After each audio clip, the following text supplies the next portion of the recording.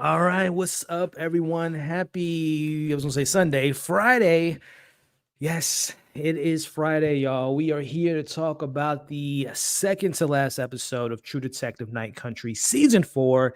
And I warned y'all last week when we were live on Sunday that I'm assuming, and shout out to all 34 of you all watching live, and we'll get to the comments in a second. But I warned y'all that we were going to be live for this, before Sunday, the episode was going to premiere because of the Super Bowl. So I'm hoping that all 34 of you all have probably seen the 5th episode, because obviously we're talking spoilers. A lot went down. A lot went down in tonight's episode. They didn't give us all the answers. Of course, we got to the finale to figure out all the additional details. But I mean, from man, what do we even begin? I mean, we're going to break it down like we do every week. But I mean, we've learned about the meaning of the spiral, at least for the people of the town of Innis. We learned about what they consider, the night country is, the location, the meaning behind it. We found out about Annie K, who killed Annie K. Well, not killed her, but at least moved the body. There's so much. There's just so much, and I'm just so psyched to be here with you all. Let me pull up my notes here so we can kind of break down again for those that are just tuning in. Before these lives, I have my full on breakdown of episodes. So my full episode 5 breakdown is now available on the channel. It's like 30 something minutes. I went deep in that video, as I do with all of them, and I have such a fun time doing so. But tonight's after show, and what I want these after shows to become, and what they have become, is just kind of an extension of that video that I do the breakdowns, but then just obviously taking questions from you all, theorizing with you all, having a good time, and just maybe discovering some things I forgot to bring into the breakdown, which I do have a couple notes kind of thinking about some things after the fact. So I'm happy to be here with you all. Again, we got 39 people watching live. Hit that thumbs up. More importantly, if you're here, talk to me. Talk to me in the live chat. Pros, cons, thoughts, theories, predictions, Easter eggs, deeper meanings, all that stuff. Have that in the live chat, and I'm going to try to interact with you all as often as I can. And of course, if you're watching the replay, I appreciate you. Hit the thumbs up as well. Share your thoughts in the comments of this video. Because again, I assume that some people, because I saw some people message me and put in the comments like, it's not Sunday yet. Well, how's the episode out? So for those that didn't get the memo that the episode is dropping on Friday today, those watching it either Sunday or in the future, or hell, watching this in 10 years, make sure to hit the thumbs up and consider subscribing. So let me hop on over to the chat here and see what people are talking about. Again, I hope that everyone's watching has seen the episode. Like, for example, and this is no shade at the CEO, but this was like at 6:44. How the episode is 2 days from now. So again, for those that didn't know, I put it in the community chat. I said it in my last video for breakdown of episode 5 trailer. I said it in the after show, and then in my community tab yesterday, I let people know, and HBO let people know as well. So I see a lot of people. I didn't see the listing for episode. So again, it was and I know a lot of people don't follow the show as often as I do, or didn't get the memo, but as I put in my community tab the other day, and HBO announced this last Sunday, it was, since the Super Bowl is on Sunday, HBO is still having a regular program for this to come out on Sunday, but they dropped the episode early exclusively on HBO Max. So that's why you didn't see it on your HBO like scheduler, or if you have like I don't even have cable. What do they call those things? The TV guide. If you didn't see it on HBO, is because it's not on HBO till Sunday. It's on HBO Max, exclusively on Max, and it came out early. So there's that. Let's see. Got to catch the replay. I didn't know. It's fine. It's cool. I told y'all last week, but it's good. And plus, I mean, it's Friday night. People are having a good time. This episode is great. I agree, Karen. We'll get into the breakdown here. Oh, there you go. I'm glad I was able to help. And like I said, it is, because I know, and I'll use this for an example, because this happened to me. When you watch the show, I watch it through Max. And I know on Max, when the episode ends, like it goes up to the corner of the screen, and then like they play like Play Next with like Mayor of Easttown is a very similar show. So like it shows that. And I know sometimes, and I'm guilty of this, like I'll just exit out of the show. But I got into the habit of knowing, like, okay, number one, they show trailers for the next episode. And then what they did with last week is they showed the trailer that I have a breakdown for. Go check it out if you haven't already. They showed the trailer for episode 5, but before the trailer for episode 5, they put on the screen new episode dropping early on Friday. And then, like I said, the rest is history. Let's see. Who is Jules? Jules is Julia Navarro's sister. Jules Navarro, who passed away in the last episode. That's who Jules is. Such a great episode. Yeah, we're going to break it all down. Ending was Lewis. That ending had me on the edge of my seat, bruh. I'm like, who going to shoot who? Who going to live? Who going to die? Some people died in that scene, man. It was pretty tense. Shout out to Nisi. And by the way, Nisi, my apologies.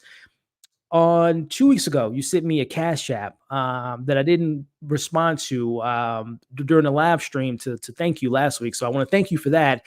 And then on Monday or Tuesday, which my birthday was this past Tuesday, you sent me another cash app. So Nisi, and we go way back. I always appreciate the love and support you give to the channel, but I just wanted to thank you personally on the channel for still here, Nisi, for that cash app 2 weeks ago, and then the one you gave me last week for the birthday. So I always appreciate you and glad to see you in the chat.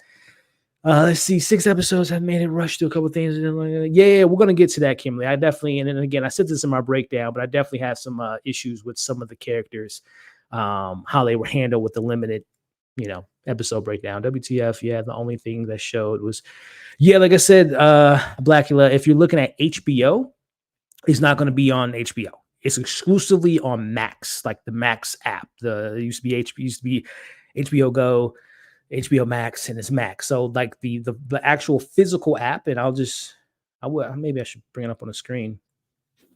I was gonna be like to show you. So this is the Max app, right? Can you guys see that?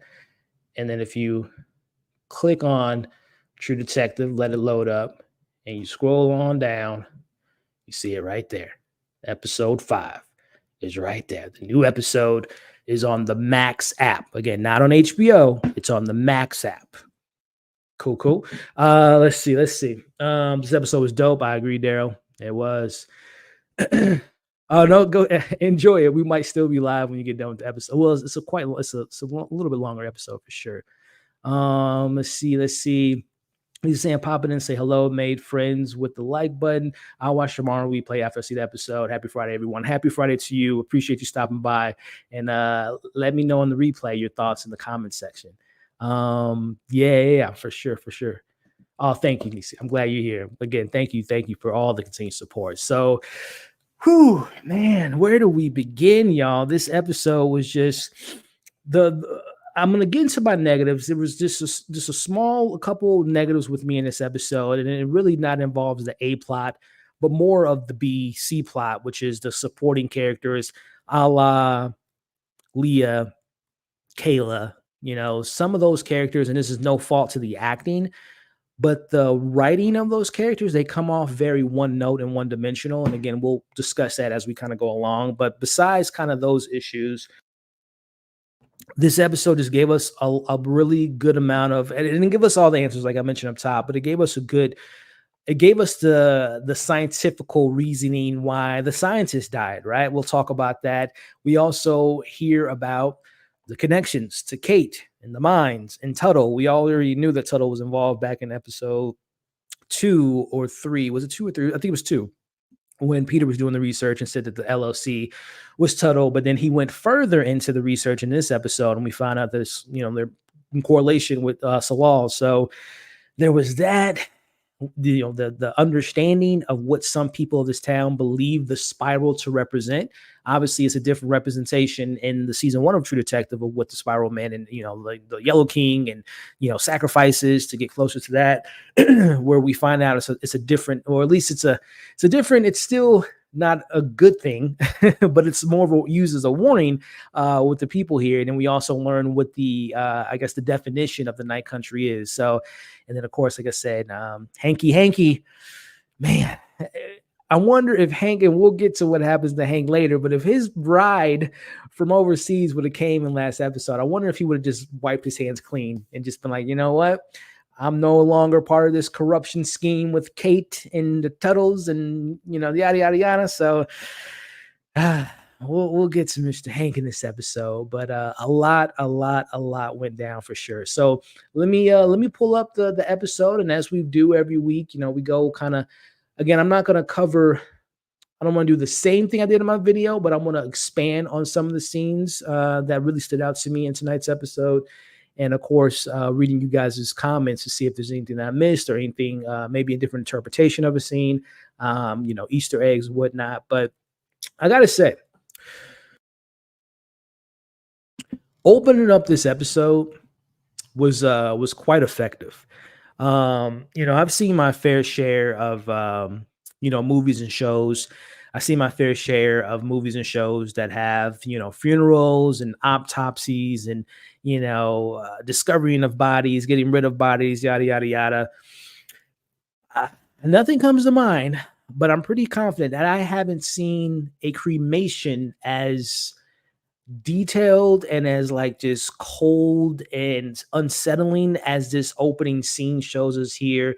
And I'll get to this. Kind of ties to my negative of the show. If this moment would have really stuck if we would have spent more time with Julia. But it's December 31st, the 14th day of night, and to open it up with Julia's death, or not death, but her, the cremation, and seeing the woman burning the body. I mean, there's literally a shot. Let me see if I can find the exact shot. Like literally, the first shot is the fire, the body being, here it is. Yeah, the body being burned almost has a T2 for my Terminator fans out there, of the skull being crushed by the in the future. But we have the skull of Jules there. And to see the skull burning, seeing the ashes, I've never seen a cremation take place. Seeing all that stuff, man, just felt very, very unsettling and sad. It was obviously a sad moment that we saw with Navarro having that breakdown and the final goodbyes, that Navarro didn't know that she was saying goodbye to her sister last week. And to see all that really, really hit, but it didn't hit as hard as I think it could have hit. What I mean by that is, I think for me, and I said it in my breakdown, I said it in the after show, I don't know the actress name off top that plays Navarro's sister, but there was enough that she kind of gave me. There was more that she gave me than what the story gave me. It was more from her performance than what she was given on screen time, as well as just the way the character was written. It was just little nuances that I like from the actress, but I still think if she would have had the benefit, and no disrespect to Issa Gonzalez, who's doing a fantastic job of the show, but if she would have had a little bit more screen time, I think this moment would have got me teared up. I didn't cry. I was just like, man, that's really effed up. And then you see Navarro watching it go down, and the ashes going in the urn, and she's hugging. I mean, all that stuff is like, this is a sad moment. But I would have cried, man, if we would have spent more time with Julia, and Navarro as sisters, or Julia by herself individually speaking. I think that scene just would have hit me harder. Let me know if you guys feel the same way. If you felt, and we talked about it last week, the 6-episode format, I think, is not hurting characters like Navarro and Liz. Like, we're getting, plenty of information, at least the information that we have so far in 5 episodes. I feel like they've been handled pretty well, the 2 leads. But the supporting characters just feel like they're either missing scenes, there's edited scenes. I don't think this is like a Marvel situation where they're like, not releasing full episodes of like Echo, for example. Allegedly that was supposed to be 8 to 10 episodes, and we ended up getting 5. So I don't think that they shot extra episodes and just didn't put it out. But I do feel like the episode count really hurts some of these supporting characters, and not spending as much time as I would have liked to have gotten with them. And I think that Issa López, I said Gonzalez, my bad. Issa López, the director, writer, creator of this show. Thank you, Lola, for the correction there. But if we would have just spent more time with certain characters, and I have some other characters I'll mention later, but I think that Jules' cremation scene just would have been a little bit more impactful for me if there was more time spent. But like I said, the nuance, the performance that we got, and also Navarro, it is sad, seeing her just holding her sister one last time, her baby sister. Like I said, the stuff is there, right? The ingredients is there. It's just not fully cooked, right? It's just not, we didn't get the full cooked meal with Jules And if we would have, I think that this moment I would have been sitting there tearing up, man. But neither here nor there. Like I said, let me know you guys' thoughts on the Jules and the final goodbye. And if you feel like if we would have spent a little bit more time with the character, you would. And listen, you guys might have been at home crying, full on crying. Who knows? But let me know how you guys took in this emotional moment with Navarro watching her sister's body be cremated. Which, man, like I said, it's just so. There was no music. We just saw the woman doing her job. And it's just like, it made it real, right? There's no, like, it didn't feel like a show at like for 2 seconds. I'm like, am I supposed to be seeing this? But no, let me know how you guys feel in the comments below. But from that scene, we move over to the hospital. I don't know if this is a hospital that they took Clark to, or, oh, you know what? I answered my own question. I was going to say, or if it's the lighthouse. It is the lighthouse, the same place that obviously Jules was able to walk out without being noticed. But they're now back at the lighthouse because Liz did indeed take Otis from last week's last moments being in the drenches and brought him to do his, recovery. This man, we don't know how long he's been in the drenches, cold weather, and probably hasn't eaten well. And we know the man is a drug addict, so he's dealing with withdrawal, but it doesn't stop Liz from doing her detective work. So she first asks him, "How do you know Clark? Did you know him before?" He answers and says, "No, I didn't know them from the research center, but I knew of the research center, but I didn't know the man." And also, I do want to mention, there's a comment here, the jump. Let me see, and I'm gonna tie back to this, but let me see, the jump from Navarro and Danvers in the truck to Navarro being the riot car was kind of, Lola, I literally have that in my notes. When I did the breakdown, sometimes like I edit a lot out. Like, do I need to say that? Do I need to have that in? But in my like editing brain, I'm like, that is so weird. Just the first 15 minutes were edited really weird. Like we would jump from Liz and Navarro in a car. Then we would go to Lee and a girlfriend at the rally. We would go to Navarro and Liz arriving. And then we would cut to Peter. It was very weirdly edited. And then to your point, when we saw Navarro, when she leaves, when she sees that the entrance is blocked, I was like, F this, and goes in car. The very next scene, we see her. And yes, so we're here. It literally was in my notes. I'm like, I don't need that. No one probably caught that. No one probably cares about editing. But yeah, that was very weird.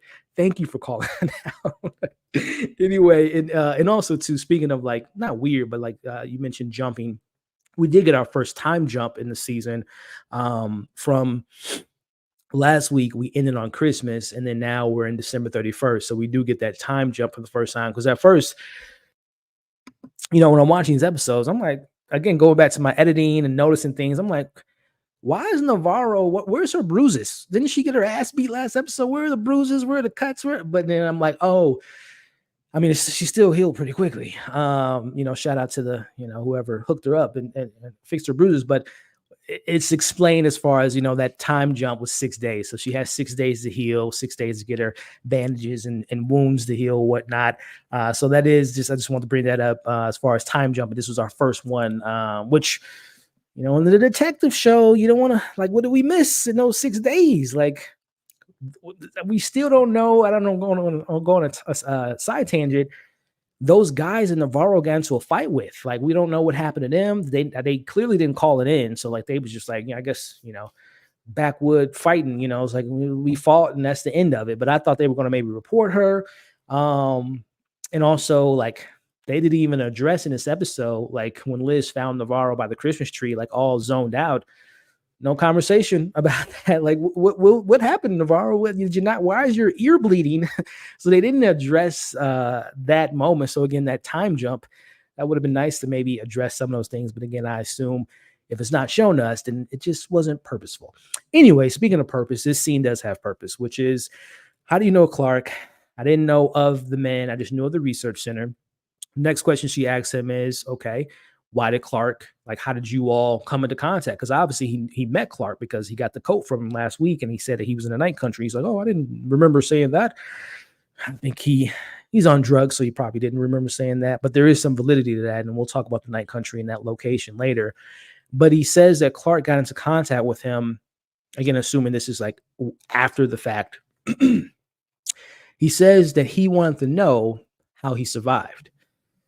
And then we have Otis saying, "Ma'am, does it look like I survived?" Like, he looked pretty rough. Shout out to the hair and makeup department. He looked really bad. But so that question of Clark reaching out to him and asking him, like, how did he survive, back in 98, as we'll talk about the story here, how did he survive that? Like, why did Clark want to know that?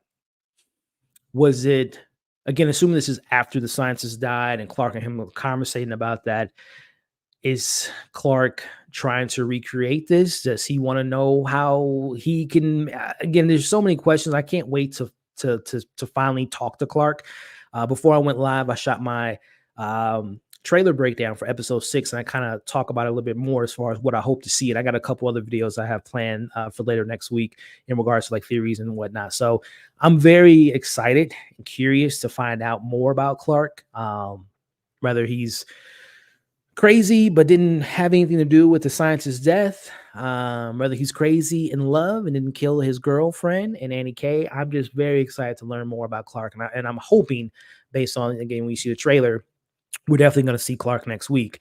A couple interesting scenes that they showed in the trailer that I'm looking forward to. But the other thing that was mentioned was, okay, Otis, what happened in 98, man? What went down 30 years ago? So he goes over the story. He tells her that back in 98, there was a cave-in, and, I guess it was just like a, regular day or whatever, no significance to the day. But there was a cave-in, and a man got trapped in a cave, and Otis and the other man, I guess, of the town or the situation or near them, wanted to save this guy. So they go to the guy. And let me actually let me see if I can just find a little screenshot so we can have our Otis screenshot here, if I can find it. Here we go. So he tells her that, this guy was screaming. We heard the screams. We went to him. Let me share that there. There we go. We went to him, and there was a blizzard, which, by the way, I think the significance of the blizzard is the blizzard, similar blizzard, if not the same one that we see kind of brewing in the background of this episode, like the calm before the storm, as they say. But Otis went to go help the man, and he said that they heard something. They heard screaming and howling. And to me, as I mentioned in my breakdown, and let me know what you all interpreted that howling or screaming. One, I'm like, hey, folklore, mythology, the old sayings of men following the screams and yells of sirens and being tricked to following them and being, killed by sirens. But then there's also that scream that we've been hearing all season long. The same scream over and over again, from Annie K's video to the ghost, the woman that was pointing at Navarro, and multiple other times throughout this show, we've heard that similar scream. So is that the same scream that drew them in? Does that have any mythological, supernatural connections of this loud noise? Last week in my breakdown, I call it the sound of death, because when we saw Navarro have her sister yelling at her, she was in a daze, her ears were bleeding. So I assume that might be some of the effects, if we're going the supernatural route, and when you come across the dead, that's what happens. So very interesting stuff there. So coming off from that, just kind of stepping back from that scene, okay, what happened to those men? Did they go? Is there a missing report information on them? And again, how? Because Otis says that I woke, I followed the sound. Next thing I know, I'm in the hospital, eyes burnt, ears, messed up, and here we are. So why did he survive, and what happened to those men? That's something I want to know. We're unfortunately not going to hear it from him, because Otis meets his demise at the end of this episode. So wrapping up the scene here, we have Liz. She finally gets, he tells her where the entrance is, which we find out is blocked later in the episode. And he's like, look, I'll go with you, but I'm gonna need some help. AKA give me some drugs, give me some cocaine or heroin. Liz is like, no, I'm not about to do that. But then she gives him that look. We all have seen the look a couple times this show, where we know Liz has no problem breaking the law, as she did with Wheeler. And who's to say she didn't do that, in other times in her career? But she was thinking, like, the what they say, the wheels were going in her head, like, I'm gonna have to get this man his drugs to help me out. But before moving on, let's see what you guys are talking about before we get into the next scene, which is Mr. Peter getting kicked out of his own damn house. Let's see. 8 episodes would have been better. Yeah, I mean, again, we got next week to see if it all wraps up. But right now it's looking like, definitely some characters are getting the short end of the stick. True that, we should have gotten more time with supporting characters. Yeah, I'm glad you guys agree with me on that, and I'm not the only one feeling that. Just finished the episode. Glad to see you here. Definitely excited to hear your thoughts on it. Okay, I brought that up already.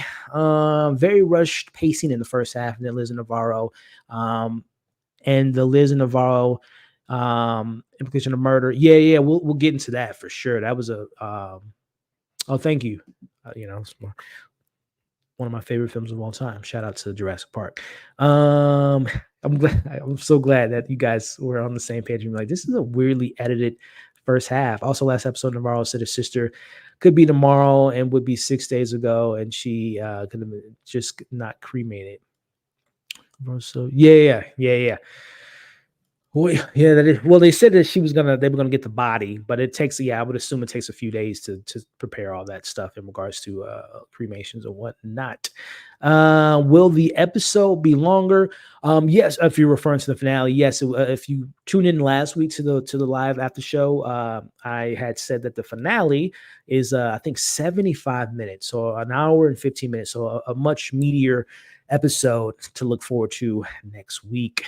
Let's see. Allison says, are we sure that he talked to Clark after they died? What if Clark wanted to set up the deaths at the station so he talked to Otis before? Very much a possibility. Very much a possibility. I mentioned that in my video as well, that it could have been, information that he wanted from him, to see like, okay, if I perform this, how can I make sure that maybe, who's to say that Clark didn't partake in whatever ritual, whatever's happening, take off your clothes and wind up in the middle of the ice. So who's to say that he didn't go to him before? Totally agree with you there. And like I said, on the other side of that, it could have been because obviously they were in contact, a la how he got the jacket, and that he knew that he was in a night country. So either way, it's still important whether he found out or talked to him before or after the case and the scientist's death. So definitely something to keep in mind. So very good point, Allison. For example, it was 9:15 a.m. in the morning when Liz and Navarro were at the closed cave shaft. Then it was the middle. Yeah. There was some weird editing, and that's the thing about the show too, with it mostly being night all the time. We really don't see times. We just kind of like, I remember back in episode 2 when Liz went to go talk to Bryce for the first time. They were in school. I'm like, what? School? It's nighttime, and I forgot that it's always night. They get like in the show and also in real life where this does happen in Alaska, there are like small moments of daylight. It's just not long. It's not the normal 12 hours of daylight. It's like maybe an hour or two. So, but yeah, it always kind of throws me off with the especially in this episode, kind of going back and forth and timing and all that stuff. Why is everyone pointing to Navarro? We'll get to that, Karen. I definitely I'll put a pin in that because there's I think there's something there. Because let me just tee this up and we'll talk about this later. I have seen the comments, and I normally don't like look at other videos when I'm in the middle of a show and covering it, just because I don't want theories to be sounding alike or similar. There's going to be crossover. Obviously, there's things that are just very obvious, but I've seen the comments, which made me do the research of a lot of people believing that Navarro is the killer. And I talked about that in my video, and we'll talk about it tonight for sure. If you guys don't know about that, there was a big Reddit theory that came out earlier in the week that some people are speculating that it might be like an HBO employee, a disgruntled employee that leaked the final episode, not leaked, but leaked that Navarro may or may not be the killer. And even if that isn't the case, the people was like, okay, well, let's play that card. And it was like, I've saw some videos that made some interesting commentary on how she could be the killer, but we'll get into that later. So let me know in the comments if you guys have heard that theory and if you're interested in talking about that later. My theory is Clark set up the deaths as the station from the background Otis gave him. Clark gave Otis Annie K's jacket to make him look suspicious or something like that. Possibly. I think that there's definitely something to be said about Clark and his trailer with all that witchcraft stuff with obviously the spiral. So there's definitely something there. And back in the, we were all young to the theories of this show, episode one, one of my big theories I remember putting out there, episode one or two, I can't remember. It's been 3 weeks. It's been so long. But I had mentioned one of those videos that I feel like, what if he's trying to reanimate Annie, right? Because we go back to that trailer scene and it was like some not a body, but it was like in a form of a body that was made up. So what if he's been spending all these years trying to find a way to bring his love, assuming that, their relationship was good as the picture showed it. He was trying to find a way to bring her back, because I think, and we'll talk about it later, but there seems to be some ties to immortality. I mentioned with that Billie Eilish song that played last week in regards to, the songs and the lyrics and how it ties into the show of figuring out a way to beat death, figuring out a way to come back from death. So there could be something to be said about Clark getting in some witchcraft, talking to people in town, talking about the goddess of the sea. There might be some crazy stuff going on. So I could definitely see him maybe, finding a way to get Otis involved by giving him the jacket for sure. Yeah, it's gonna be some good stuff. Yeah, that seemed, like I said, no music, just felt real, raw, and honest, and I thought that was a really genius choice to just make it feel as authentic as possible. I mean, Tim, I don't know if I'm gonna put my trailer breakdown out tomorrow or on Sunday or I don't know. We'll see. But if you haven't seen the new trailer, and I won't get into the details why, or get into the details if you haven't seen the trailer, but I don't know, man. There's still something suspicious about Peter.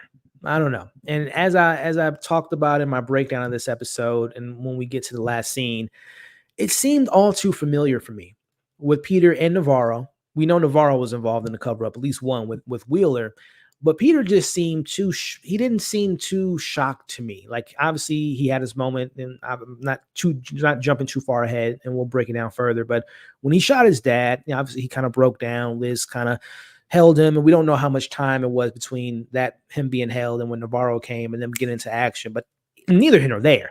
The fact that he was able to get into action and kind of realize, like, all right, let's listen to this plan. Let's get my dead dad out of here with Otis. So it just seemed too familiar. He didn't seem to react in a way that I would think someone would react witnessing a murder, then also not witnessing, but partaking in killing your own dad. Like, he didn't seem shook enough for me. So listen, Tim, Peter isn't off the hook, man.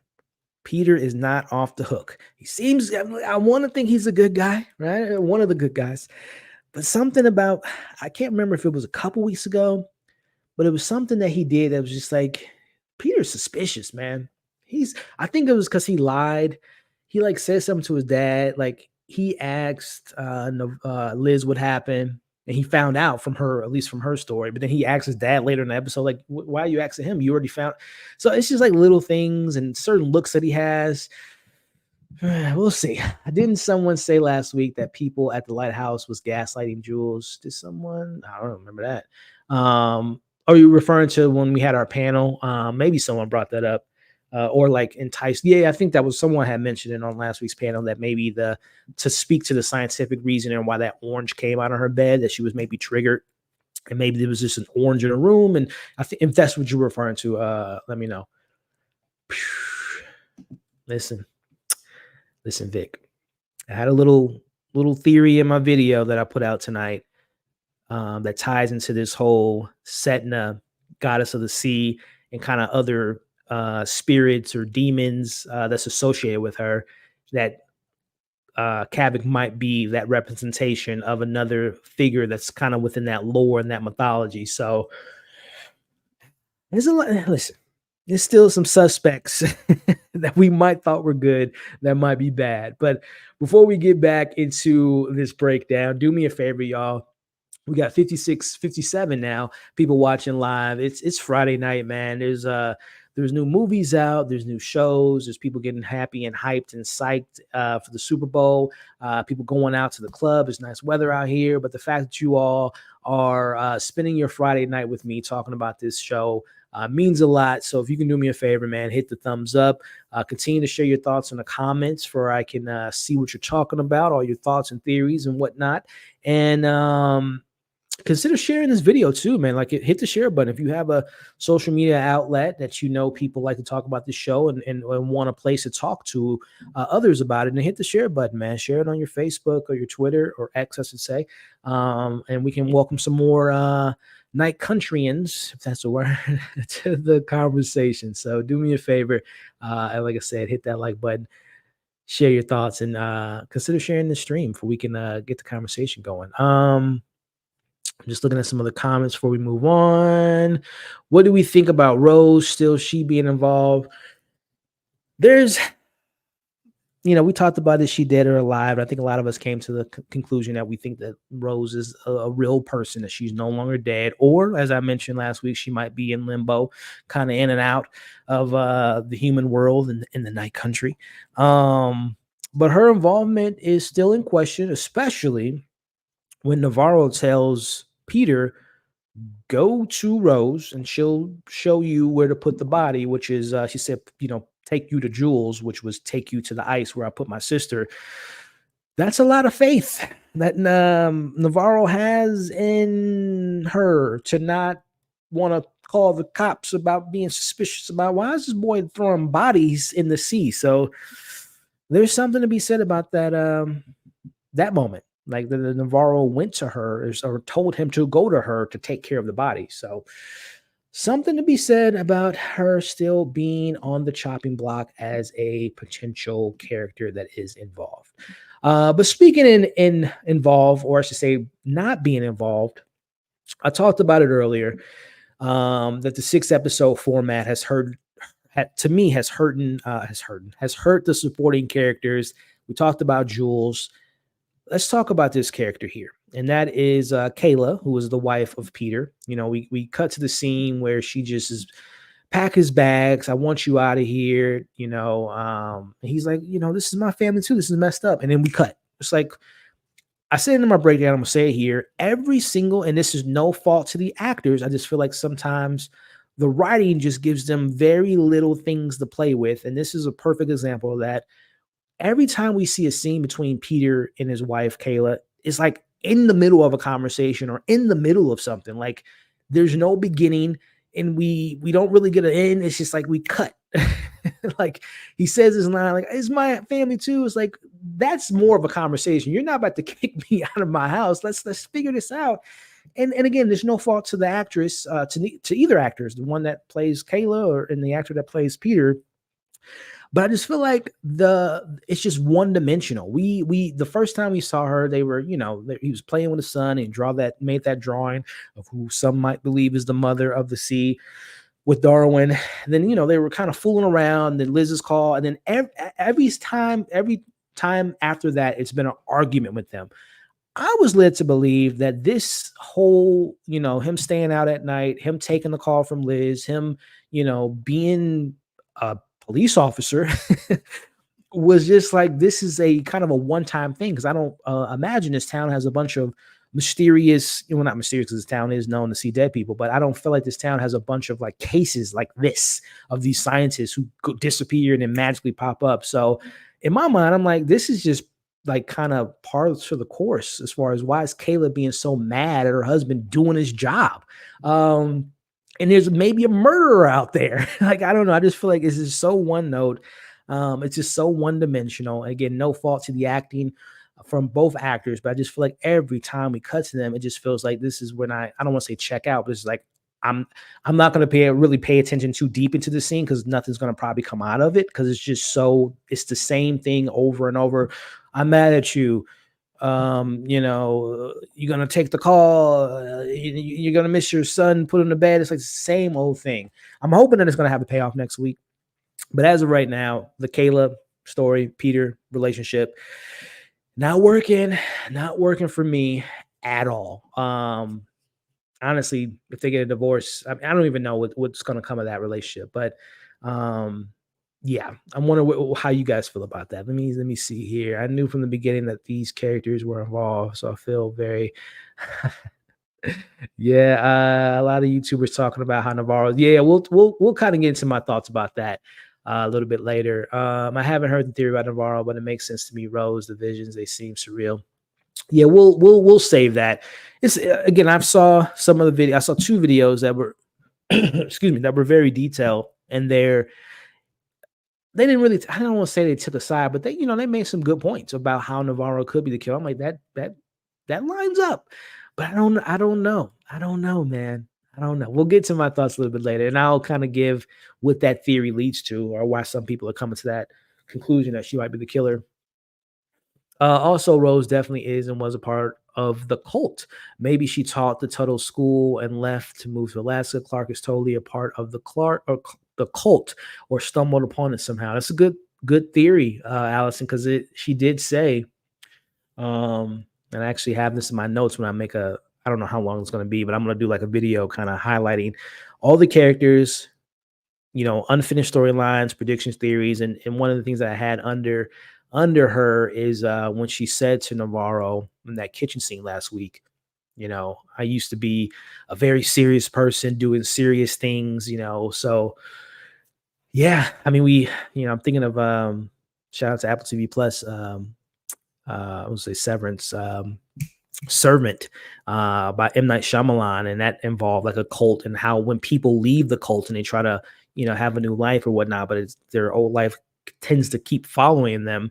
There could be something said about her being a part of the Tuttle family, because we don't know her real name. We still know her real name, so there's definitely some juice to that theory there, Allison. I like where your head's at for sure.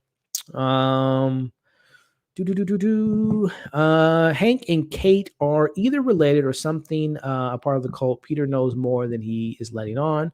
There's some interesting things to be said about that. I might be naive, but I think Peter is the most pure, uncorrupted of all of them.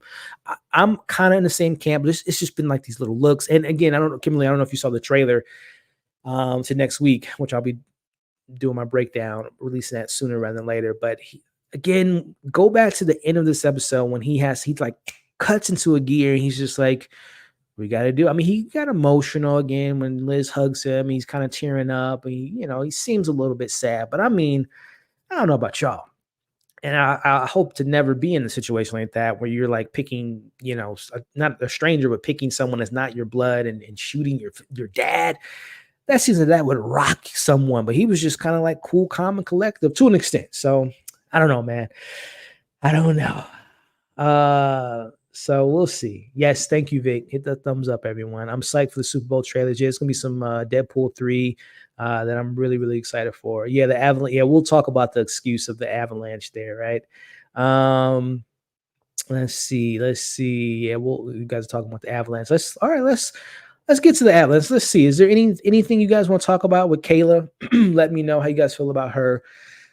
We'll kind of pivot through. We talked about some of the weird editing at the beginning. And we see Kayla, or not Kayla, but Leah, and Sherry, I think is her girlfriend name, as Liz and Navarro go to the spot that Otis pointed out on the map to get the entrance to the video that they found of Annie's. They go there, and of course it's blocked off, and Navarro's mad, and we see them leave. Which, by the way, I mean, yes, it looked blocked off, but they didn't even like go to move with it. Looks like it was just like, what was that? What was that material? It looks like it wasn't anything that was something that couldn't easily be moved. Let me go back here. I think it was like logs, or which I know. I mean, I'm not saying that things are heavy. You know what I'm saying? It's the middle of the snow. You don't feel like doing all that. But what is that? Is that? I don't even know what that is. I would assume it's something that probably would be hard to move because obviously they don't want anyone there. But they didn't even like go to see if there's maybe another entrance. They just kind of gave up and threw their hands in the air. But after this scene, we go to Liz getting the call from Connolly to meet at the Silver Sky Mines because Kate wants to talk to her. because before that, we get this rally or this protest. Hate to sound like a broken record, but we get another kind of a, I don't want to say pointless, but we get another set of characters that I just feel like are just, again, very one note, very one dimensional, not a lot of depth and not a lot of much of anything. And that is Leah and her girlfriend Sherry, who, by the way, does she even have one line in this show? Very similar to Kayla and Peter. The relationships in the show just haven't felt as weighty as I think they should have. The only things we saw Sherry is obviously when we first met Leah, she had made the tape or whatever that her mom found, and then she like snuck out to hang with her. I thought there was going to be something with Leah or with Sherry, like maybe she's in a cult, she's in a witchcraft with Blair, but she did. The girl didn't even have. And again, there's next week we might get a big reveal. It was Sherry the whole time. She's the killer. But I don't know. Every time we cut to her and her girlfriend, it's just like there was nothing there. And then we see her getting hit over the head.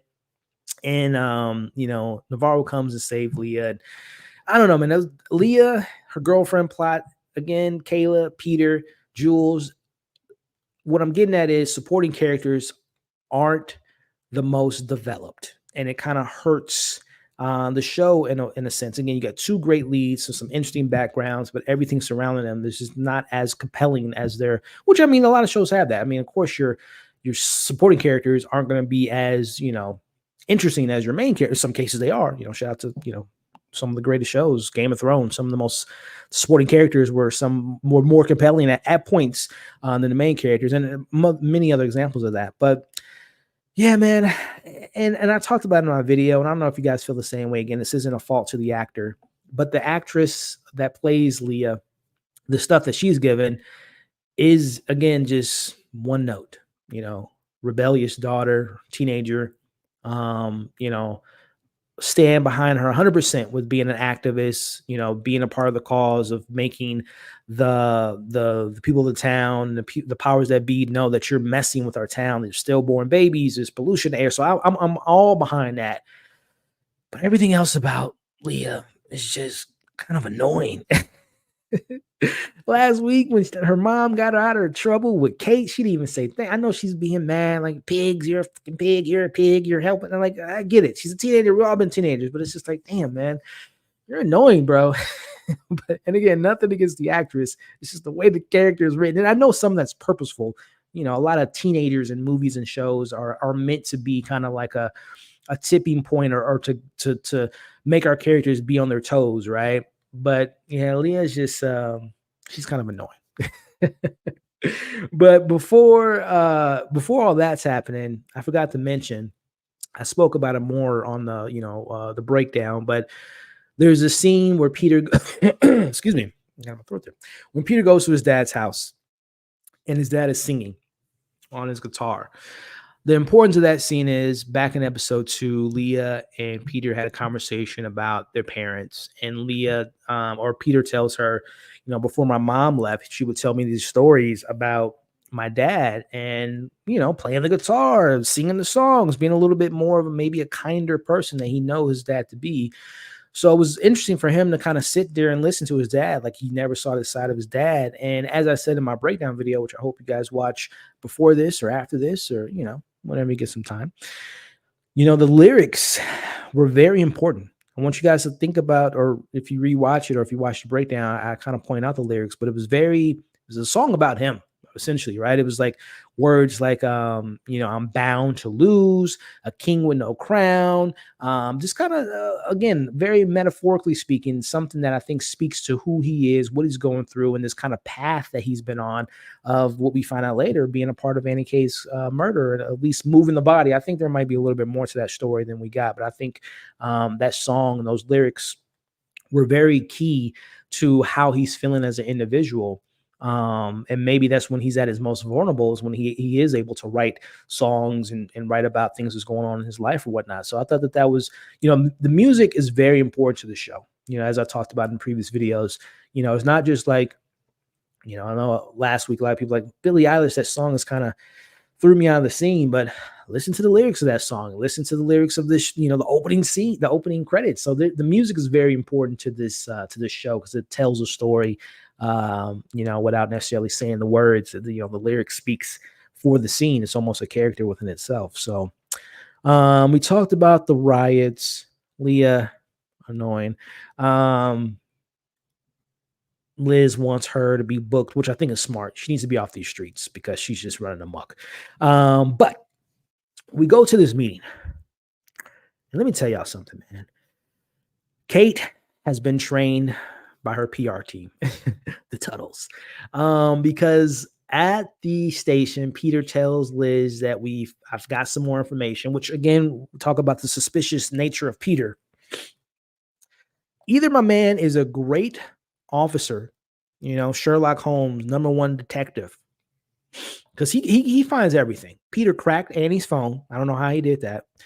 He came up with the idea of getting the scientist's phone and unlocking it with their face. That's pretty, I think anyone would probably be smart enough to kind of figure it out, especially, someone of his age. But then all the stuff that he's digging up, he's coming across this information I don't want to say easily, but he's very suspicious of how often Peter's like, hey, I got some information for you, Liz. And it's just like, all right, Peter, again, I'm hoping that he's a good guy, but there's something about this kid, man. Again, this is very important why we're following this character. Obviously, it's just kind of like he's following the steps of Liz. And as Leah says in this episode, don't get too close to her because she hurts the ones that's close to you. So there's a lot of themes and metaphors and, stuff that kind of talking to the lifestyle that they kind of they find themselves in as detectives and kind of the good side of that. And, what's the quote? You could die the hero or live long enough to see yourself become the villain. There's all that stuff going on with Peter. But what if he is the villain?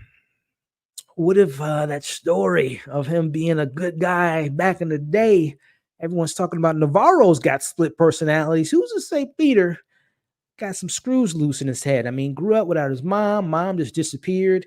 His dad probably beat him every other day. The man is a hockey player.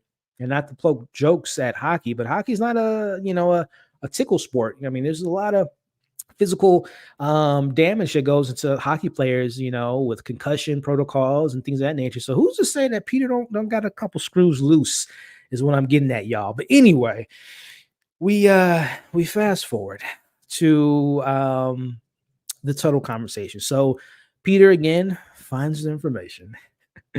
He comes up with information, shows Liz that Tuttle is responsible. And again, for those that aren't too familiar with the Tuttle family, again, this dates back to 2012, when was 15, when the first True Detective story came out. That was kind of the big family behind all this stuff with, the cosmic Yellow King. They killed all those kids and all that stuff to use them as a sacrifice, get closer to their belief system, which was the Yellow King. And the Tuttle families were politicians and just high, important people that were part of this ring. And also there was some connections to season 3 as well to the Tuttle family. So big family, important family to the True Detective lore. So he tells her that the Tuttles are funding the Solal. So that means, as Liz says, well, Solal makes up the pollution number. So obviously there's a plan, an agreement.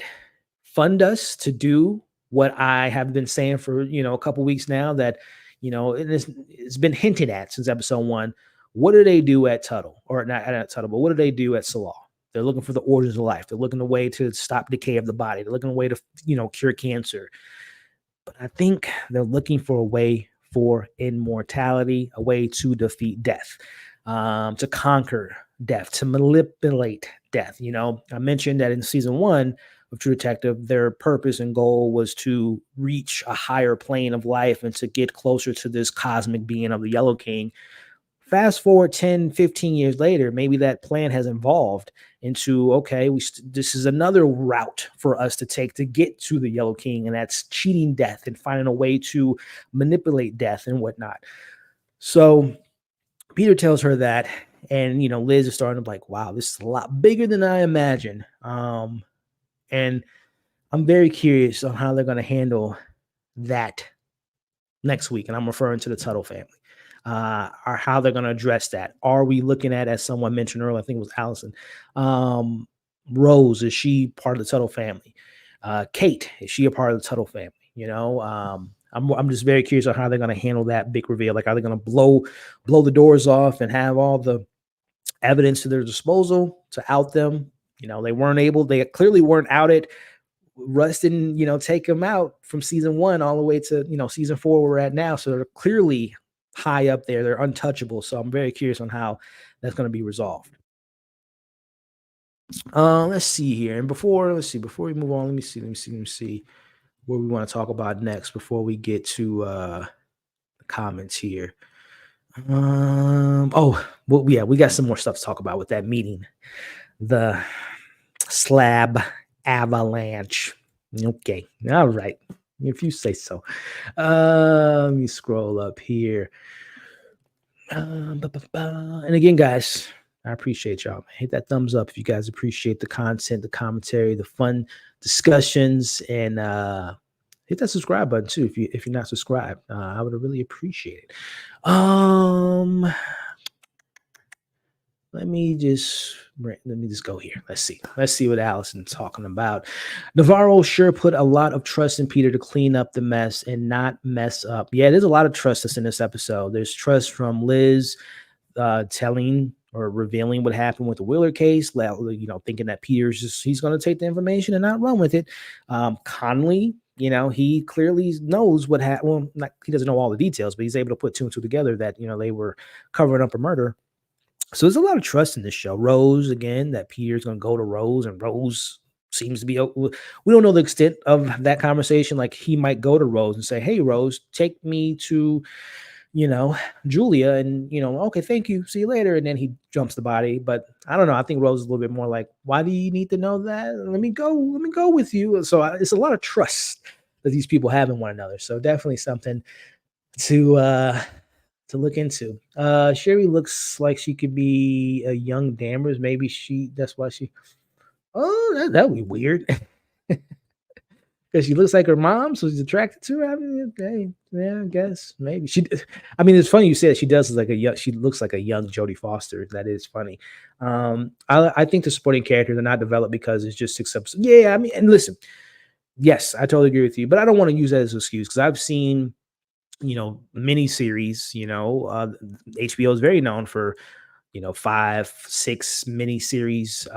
Like, what was Sharp Objects? Was that like 6 or that might have been 8. But anyway, they've had a history of like limited series. They're known for great limited series. Like what was that one show with Riz Ahmed? With John Turturro. The Night of, I think that was the name of it. I think that was like 6 or 7. So like there are shows that could perfectly write, supporting characters and give them meaty storylines to keep you, interested. But, unfortunately, this show doesn't have the best development for their supporting characters. They squeeze in Peter getting kicked out, staying with his dad. Peter goes at 30 seconds. Yeah, I mean, there's a lot that went down between that father and son relationship. Again, another relationship that could have. Let me just address it now before I forget it, because it's a lot on my mind, y'all. I love talking about this show and theorizing with you all, but just while it's on my mind now, going back to spending time and character development. As of right now, it appears that the Peter or the Hank 90 Day Fiance plot line is just pointless. I mean, last week we talked about him. Some of us felt bad for him not seeing his fiance and being taken advantage of. I wasn't either which way because, you don't do that. You don't pay for an online bride and give people money without seeing them, meeting them in person, whatever. So I wasn't either which way, but it's like, yeah, I mean, the show kind of made you want to sympathize with him. But that plot seems to not have like a conclusion. Now, who's to say, next week we get the girlfriend, she comes on her flight was delayed and she's like, hey, where's my hanky panky? And he's dead. But as of right now, it shows to not have any connection to the show. And I say all that to say it's better for spending, it wasn't a lot of time spent on the whole fiance plot. But all the time that we did spend with that plot, that could have been spent with Peter and Hank. We could have had more scenes of him spending time with his grandson, him kind of maybe, he slapped his son, but then, apologized for his son, and seeing that back and forth, that tension, that love that they did, they clearly have for each other. As we see in this episode, him talking about saving his son at one point and Peter not remembering that. So again, I just wish there was, and again, next week it might change my mind. We might find out that the bride is someone important, but I don't think that's going to be the case. I think that plot is kind of, out the window. And again, it could have implied that he's, as Liz says, your dad plays dumb. Like he does dumb things, like tries to buy a bride online, but he also is very intuitive and hacks into Peter's computer and put two and two together that Liz and Navarro had something to do with Wheeler. Let me give this to Conley to have this as leverage. And, so there is, what do they call him? A smart idiot, a useful idiot. I don't know. But like I said, I wish that if there is no resolve to the bride, I wish those scenes could have been substituted with spending more time with Peter and Hank and their kind of, like I said, I don't say toxic, but very complex relationship. I think there could have been more time spent there. Back to the comments. What the entries have been filled with boulders, the cops probably see a lot of. Yeah, that's a good point. Good point. Let's see. She's probably a teenager and wrestling with her upbringing and her heritage. Yeah. I mean, all that stuff's there, right? Silver. The subtext is there with Leah. It's just the execution of it all. Like it doesn't feel like it's been stirred up enough and time spent really cooking things out. It's all, like I said, it's all there. It's all written there, right? It's just not, to me, it's just not as developed as I think it could have been. Let's see. He didn't need Leah. I mean, this next week something might come of her. I think Leah was too young. Hank is sad boy. Navarro seemed unhinged in the last episode. Now she's only one snapping some sensitive folks. It's like the main characters are drunk some bad water. Oh wait, LOL. No twist and shout in this episode. Get the connection, episode 6. Next Peter's gonna show up with a bloody glove. Oh well, listen. Thank you, Diesel Punk. Welcome. We've been doing these for the last few weeks, and if you've seen the channel before, I love talking about this show. So I hope that you are having a good time so far, and I'm glad you're joining us. Let's see, and let's see. We're any crazy theories? Anything you guys want to talk about before we move on to kind of pivoting to the back half of this episode? Maybe Pete is doing something else on the side, and since we aren't following him all the time, we are clueless to it. Yeah. We know that he spends a lot of time with Liz telling him to do this, do that, but in between that, what is Peter doing? But let's go back to this meeting. So it is under the autopsy from Anchorage. And the results of the scientist's death is steeped in logic, which is that there was a slab avalanche that took them out. Hence the ears, the eyes. That's the results of when you're, hypothermia, yada yada yada.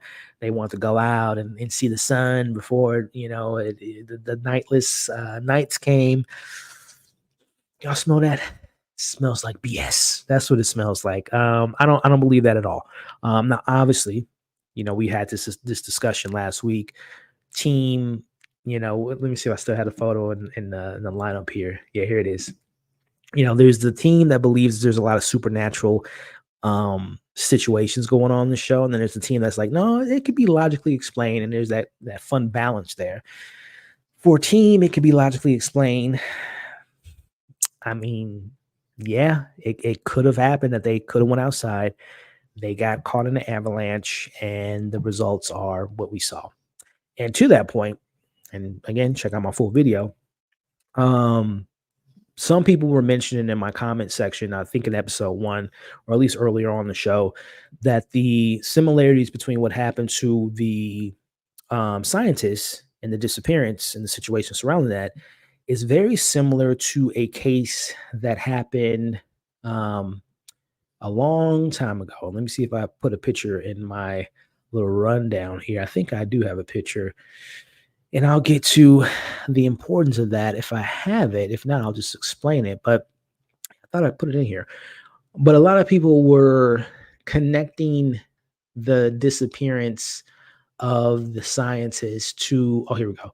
Not really a picture, but back in 1959, there was a case that went down that I believe it was the Dulov Pass incident, which essentially had 9 Soviet hikers, if my memory corrects serves me right. There were 9 hikers between, I think, early February, like within a 24-hour period, that were, some of them were like really experts in like the wilderness and skiers. Long story short, that they were in a tent and they were found like dead. With when their bodies were found, and like the way their bodies was found were very similar to what we see with these scientists. Some of them were found like, long story short, it was someone. It looked like there was some more involved in what they end up saying that the incident was. There were so many theories, so many different. There's movies about this. There's shows about this. As we see, I think Issa López confirmed that she did get inspiration from that story. But I bring all that up to say the results of the autopsy from Anchorage, the slab avalanche, this case that I was just mentioning, that's, real life, real story. They reopened the case in 2019 and they came to the verdict that the scientists died due to a slab avalanche. So definitely some inspiration from that, which discounted the whole idea that there was some nefarious crimes were involved. So I like that kind of steeping your show into reality and making some connective tissues there. But again, I don't believe the story that they gave them. Again, for my team, it's steeped in logic and scientific proof. That's your answer for the scientists. Seems a little weak to me. Seems it doesn't hold a lot of weight. But we'll get into the other side of it, which is if there is supernatural things involved, then who or what could have done that to the scientists. So we'll get into that later. But let me know again whether your team it's supernatural, spiritual, or team it's logic. What do you all think about the reasoning that the autopsy showed that the scientist died? Do you believe it, or is it a bunch of baloney? But anyway, Liz is upset. She talks to Conley. She throws some shade at Liz's husband Bill being a bad sleep or being a bad guy in the bed. But a big moment here. A couple big moments. Conley tells Liz that, listen, you're going to stop pursuing this because, as we find out in the next scene, Conley is on the payroll from Kate to an extent. I don't think he knows about all the inner workings, but he's paid. He's on a leash.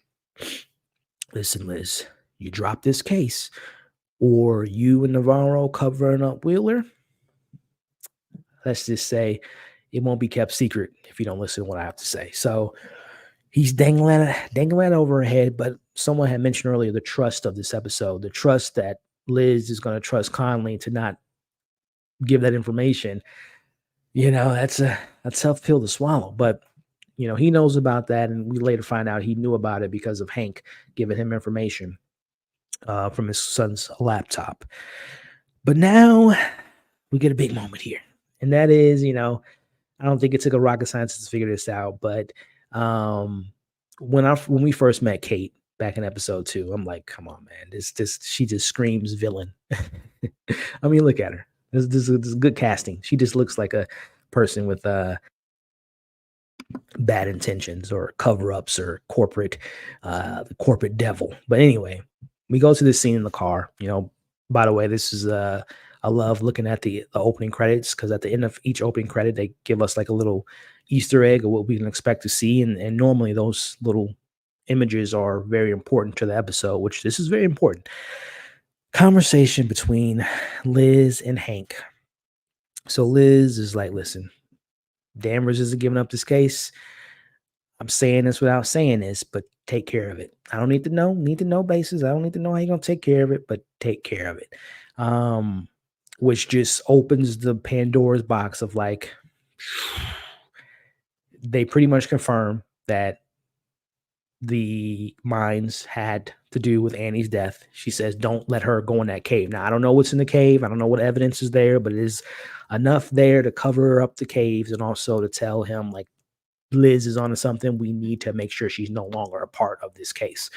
So that is confirmed. Now, we don't know who killed Annie K. That's still up in the air. We know that we find out later that Hank moved the body. He might have did some other things. He says he's not a killer, but he sure had an easy time shooting Otis in the back and then in the head. That doesn't seem like I'm not a killer. He seemed pretty quick to the draw there. So I don't know if we can trust Mr. Hank there, but if we are to take this dead man's word, he said he didn't kill Annie K. So we still don't know who or what killed her. So we found that out in the scene. They talk about Conley, that he's is a politician. He's weak. He sleeps with Liz. So like I had said, I think Connolly is in the bankroll in the pockets of Kate, but I don't think he knows all the nefarious corruption, Annie K's death, whatever's going on with the Tuttle company. I don't think he knows that. I think they just give him just enough to make him feel like he's big and important, but not give him all the details. But it's a big moment, man.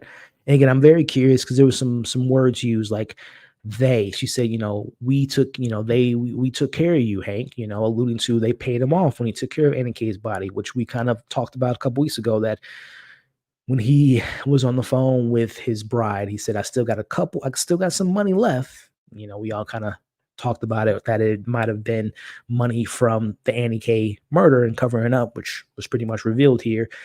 But the they of it all, the Tuttle family, she kind of alludes to, I didn't have anything to do with Liz making it to here because of the, politics of it all. But now I have more control. So again, I'm just very curious on next week, Tuttle family, Kate, how they're going to open up that Pandora's box. Like, are they going to be able to shut them down? Are they going to be able to see how deep it goes, where it's at, who's all connected, their ties to the research, immortality, all this stuff going on with Tuttle family. So a lot of stuff going on with that scene that I really much enjoyed. Very, very good scene. And again, it goes back to Hank, who some would say, I would say, he was the most important character of this episode. This was the Hank episode, right? Family is family, blood is blood. We see kind of both sides of a man that's, has, a complex situation, right? He seems to be a man struggling with whatever happened to his wife. He abuses his son, but he loves his son, right? It's complex. It's complicated. He saved his son when he was 9. And that was a very, I really liked that scene when he tells Peter that story when he was 9 and he saved him, and just how that meant to him. Now, one can say very similar to episode 2 when he came to his son with the skates, like, hey, after he slapped him, like, hey, let's go skating. You, me, and my grandson. Let's be a big happy family. When his girlfriend or his wife didn't come to the plane, oh, let's hang out on Christmas Eve. Like, is he being genuine? Is he manipulating the situation? That's a good character. I think they really did do a good job of writing Hank, even though I wish there was more scenes between him and Peter. But I did like Hank. I don't like the things that he did, but I like the way that Hank was written. Because you don't know if he's being real or honest. And like Liz says, he might play dumb. So shout out to I can't think of the actor's name. I see him he's a great actor. I've seen him in a lot of things. He just has that look to him where it's like he could seem just like a harmless, guy, but then he can also seems like a guy you might pay to take care of a dead body. So anyway, before moving on, let me see what you guys are talking about because I've been talking for a minute. Let's see. Let me scroll on up, see what I need to timestamp these so I don't have to lose my spot. Season 3, did Peter move in before or after Liz went to talk to the mine lady? Talk to the mine lady. I don't know what scene that was referring to. Peter, Liz, Cap. Yeah, we talked about that, Nisi. I thought that maybe Peter did it, but at this point now, I don't think that's going to even tie into anything. The Russian plot was their attempt at character development. Yeah. Like I said, I don't know if it was meant to throw us off to show, like, if he's dumb enough to pay someone that he's never met money, then he can't be smart enough to pull off, Annie K and the scientist. So I think that's maybe what that plot was used for, that he's kind of gullible. So there's no way he could be the mastermind. So yeah, we'll see, man. We'll see what comes of that Russian bride nonsense. Put a pin in that. I got Miss Blair in my notes here for sure, especially when she just popped up out of nowhere in this episode. Or logic. Oh, let me see what you guys are talking about with the yeah. Let me see what you guys are talking about regarding that real life situation. Let's see. I thought they put their clothes in piles before they froze. Yeah, they did. They did. Very similar again to the real life situation here. Oh, Jinx. I didn't know it was this. Again, I just kind of lightly dip my toe, because when I listen, let me tell you something, Allison. When I get into these rabbit holes, I go deep, and it's hard for me to come out. So I just did like the very basic research of the situation. I didn't really see how their bodies were found. That's and you tell me an avalanche is I mean, avalanches are very, Mother Nature is no joke, but ripping bodies and trees, it's crazy. I might have to, after I'm done with the show, I might have to look more into this case. Like I said, I know there's movies, and like you guys are saying, there's a doc on it, so I'm gonna have to check it out. Probably already gone by this point, but Kimberly, if you're still here, have a great weekend, and I'll catch you next episode. All right, let's see. Oh, you guys are mentioning a little bit more of the details. Internal damage caused by pressure, similar to a car accident or an avalanche, but some believe it was the Soviet missile testing. Interesting. I think Kate is the killer. I don't know. Kate seems a little bit too corporate to be getting their hands.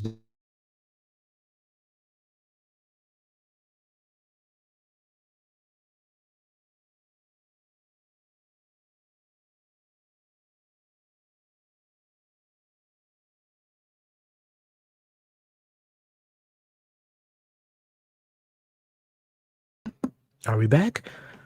Put a 1 in the chat if you guys can see me. Kind of spun on me there because the connection went out for a second. I want to make sure I'm not talking to myself. Put a 1 in the chat if you guys can hear me and see me. Let me see. Would money even involved? So investors still work to cover up by killing Otis. I think Peter killed Annie. Okay, you guys, cool. I wonder how long I was frozen. Anyway, make sure you guys can hear me and see me. Cool. All right, so we talked about the scene with Hank, and I think Hank knew that things might have was gonna go south with this mission given to him by Kate, because I think, again, going back to that scene, going back to that song that he made, he was bound to lose. A king with no crown. The scene with his son, like talking to Peter, like, listen, I know family is family, it's like you can't pick your family, but blood is blood, Peter. And for him, let's like go back to, like, again, was he being genuine? Was he trying to be like, hey, feel bad for me, son? So if shit hits the fan, you'll have my back. But when he tells him, I think that was him just saying, like, hey, son, look out for your dad. I saved you. You wouldn't be here if I didn't save you however many years ago that would have been. But we had that scene. Let me see. Was there another? Oh, let's talk about this scene here. This is pretty interesting. Do I have any screen grabs of it? So this episode pulled back the whole supernatural. It wasn't as heavily implied as it was last week and the last few weeks, but the one major supernatural moment of this episode, well, two of them. This is the first one. Navarro laundromat. She's washing her clothes and she finds that hair. I don't know whose hair that was. Annie K. It might have been. I know she had blue hair at one point. Jules had blue hair, so I don't know whose hair that was, but she sees the hair, kind of freaks her out. She hears the whispers. But then Kavik comes with his boy Kenny, who we met a couple episodes ago. He was the one that called Navarro when her sister had the breakdown. The first one at the boat. Kenny comes and got some information for Navarro, and that is the symbol, the rock, the spiral. So Kenny said that his grandpa told him that this is much different again, the spiral, and I know some of you all have talked about the spiral being in a different rotation or different design than what it was in season 1. So to me, that the interpretation of the spiral can mean different things in different parts of the world. So he says the town, the people believe that the marking that we found in Oliver's house is a way to warn people of places that you don't go, because you can come across being swallowed whole, which is very interesting. And as I have on the screen here, y'all notice someone? It's my left, but it might be your right. Those watching at home, you see who's behind Kenny, right? Yeah, you remember her? Yeah, y'all remember her? I talked about her last week. Talked about her in a couple videos. This is the same her who didn't know what the symbol meant. Witchcraft, maybe not. Blair? First off, your name's Blair. I mean, nothing against someone named Blair, but in the context of a supernatural, creepy witchcraft potential show, name ring any bells? The Blair Witch Project. It might be two on the nose, But anyway, Blair, I don't trust you. And not necessarily meaning that she's the big bad behind everything, but this goes back to our conversation last week. And that is this individual. We talked about last week. I have it in today's video, and I'll probably make maybe another video kind of connecting dots, but definitely check out today's video, because I talked about the other demons and spirits and, this character here, the reason why we seen a polar bear is, check out that video that I have on the channel.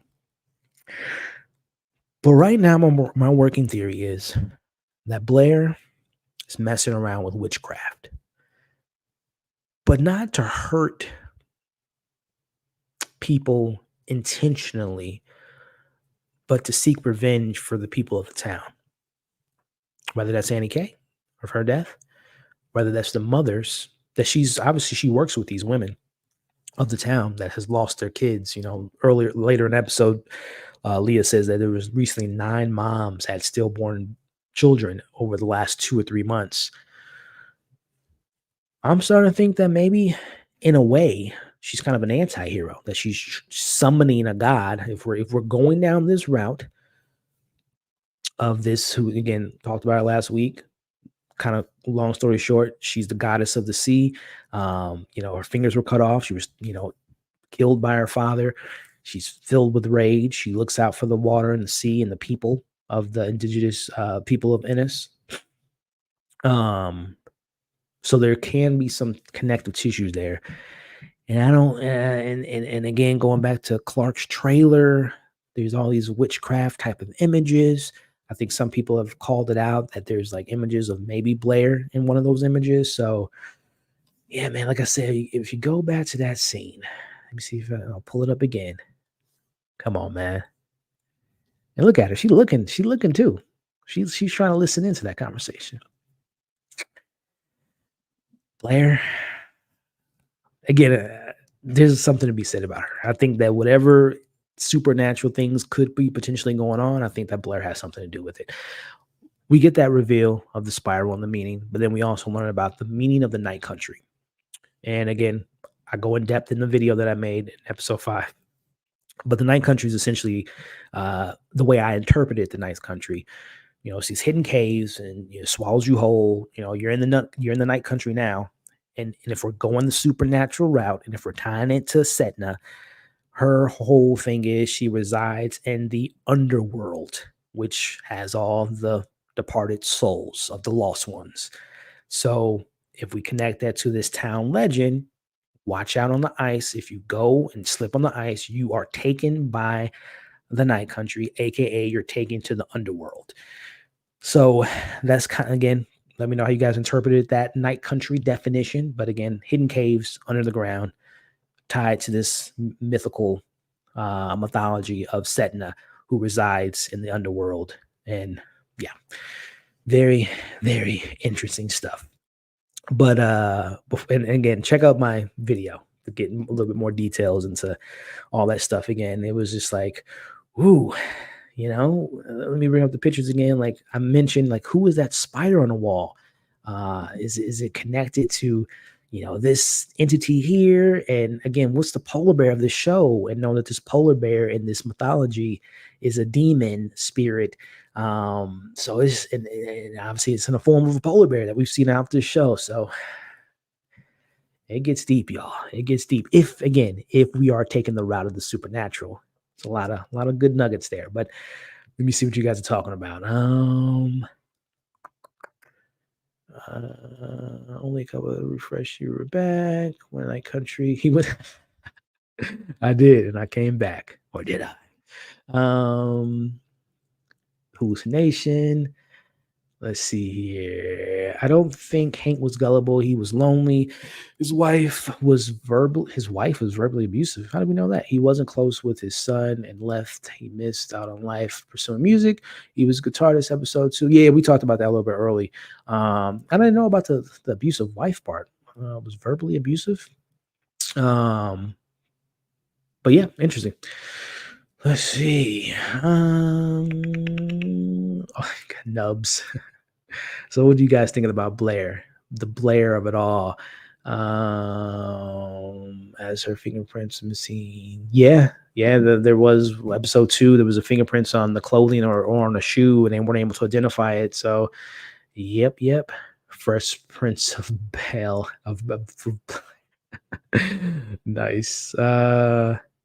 Yeah, that's another connective tissue that we talked about last week, that Setna is missing fingers because her father cut them off. And then also, that goes back to episode 1, right, with the drawing of Darwin that made that drawing of the town legend. So like I said, if the show does give us a supernatural answer, which that's going to obviously be, it's a tough, I don't want to say a tough sell, because it's not like they haven't been giving us the breadcrumbs this whole time of seeing dead people. So it wouldn't be like, what the supernatural? Where'd this come from? So the breadcrumbs have been there, but it might take some people. Again, this is assuming that they're going to be like, next week we got demons and supernatural ghosts flying around. That might be a little bit too much, but I think if we are going down this route of supernatural, I think that the whole Setna, Mother of the Sea angle might be big into next week, into the finale.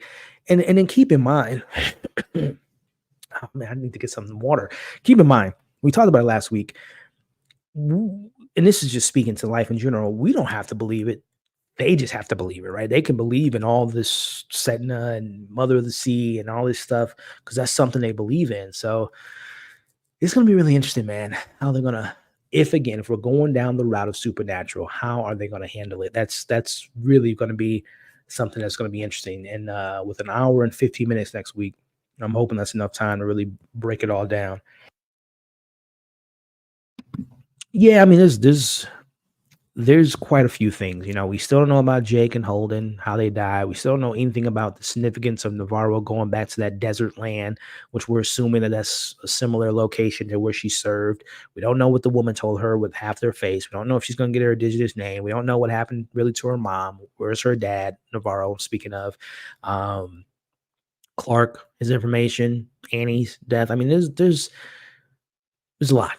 There's a lot. I think there's like 5 major things we still didn't answer to, and there's like 8, 10 things that are just like, loose threads that I would like to know, but I don't need to know to like really feel satisfied. But there are at least like 5 or 6 major things that need to be resolved by next week. Yeah, what a twist. Let's see. I think the swallowed up is a metaphor to the plot as well. If they look close enough, the total you get swallowed. Yeah, it's a good point. Yeah, it all kind of ties into and as you're saying, yeah, inner darkness, depression. Yeah, I like where your head's at for sure. Kind of a, and again, that's if we're speaking to how these people believe in this, but how it kind of speaks to like a real life situation, and how they can kind of turn it into something that might be a little bit more spiritual.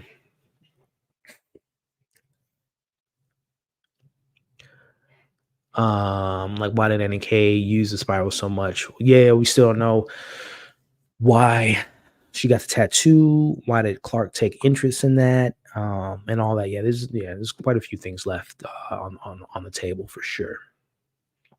We know his wife was abusive because Pete talked about it with Leah. Did he say that his mom was abusive? I thought that, if anything, I thought that he was abusive. Hank, because we've seen him be abusive. We literally saw him slap his son, grown son, in the face. So maybe I just heard it wrong, but I thought it was she left because he was abusive. He wasn't the best dad. But maybe I heard that wrong. So I have to go back and check out that scene. Is the last episode? No, the last episode's an hour and 15 minutes. So extra 15 minutes on that thing next week, which is going to be hopefully 15 minutes worth of getting us these answers. Moana. Yeah, we're gonna get Maui. He's gonna be saving the day. He's gonna save the day. He's gonna sing his way to the rescue. Left and left to the finals. But all right, let's see. I think we've touched on the major moments. But let's see. As we reflecting on Navarro, speaking of Rose, we talk. I mean, again, some of the stuff is in the video. I don't want to rehash some of the stuff I've talked about in the breakdown, but just kind of, I guess, briefly talk about it and get you guys' thoughts on theories on the significance of. Let's talk about it. Let's just talk about it. So the idea out there is she's the killer, Navarro. And the idea is that when she has these blackouts, she's like has a split personality and she's killing people. Some people think she killed Annie. That to me would be a horrible call for the character because, like, morally speaking, we know that she lost her mom, didn't find a killer. That's why she probably became a police officer, always stands up for women that's getting abused. So, like, for her to be the killer of Annie would kind of neglect all that information or neglect all that character stuff. I mean, it's a twist, but I don't know. It would just kind of go against the grain of what the character has become. But going back to the set now of it all, she's used as a vessel, right? And kind of, if we're going back to the possession angle that we've seen with Clark in episode 1, with Lund in episode 3, maybe when she blacks out, this again, if we're going supernatural, Blair, witchcraft, cults are able to, again, stick with me for my supernatural fans, are able to summon this goddess of the sea, but she needs a vessel that is, I don't want to say pure, but might have a something inside of Navarro that allows this to be the body that she can kind of reside in to take on vengeance on the human surface. Again, that's a lot of supernatural stuff going on there, but that could be, if we're going the angle, again, the big theory that's kind of speculated this past week that Navarro's the killer. It's interesting. And again, it kind of ties into maybe, what's this, I think someone asked this earlier, why is everyone pointing at her mom at a young age? Lund in episode 3, the Wheeler, the girl that died, and now this random kid. Is that Cinda or the spiritual world giving her next task or her next victim or her next killing? That's the next thing, or is it telling her where to go and she just needs to follow? Has she been following it this whole time? So Navarro being the killer is interesting. Again, if she killed Annie K, I think that would be kind of a disrespect to the character that we've seen so far and what she believes in. But just to play devil's advocate, if the other side of her, the split personality, killed Annie K, I don't know, man. How y'all feel about that? If Navarro is the killer, Like I said, there's enough evidence there. These blackouts that she had, she seems to, she's walking on the ice without, Rose tells her, "I'm screaming your name. You didn't respond." Last week at the Christmas tree, and who knows how many times she's done this. And it was, again, watch the video. There's a scene between her and Kavik when he's like, "Come back." And he kissed her like, "No, come back." I went a little bit deeper than the surface level. It was like, obviously come back because, let's make this a relationship and make it real. Or again, going back to, if you watch my video, how I said that Kavik might be this, individual that plays into the lore of Senda. Maybe he knows of these blackouts, and maybe he knows what she becomes during these blackouts. So the Navarro killer theory is very, very, very interesting and compelling, and I'm very curious how you guys feel about that. Before we wrap up with the ending here, let me see. Again,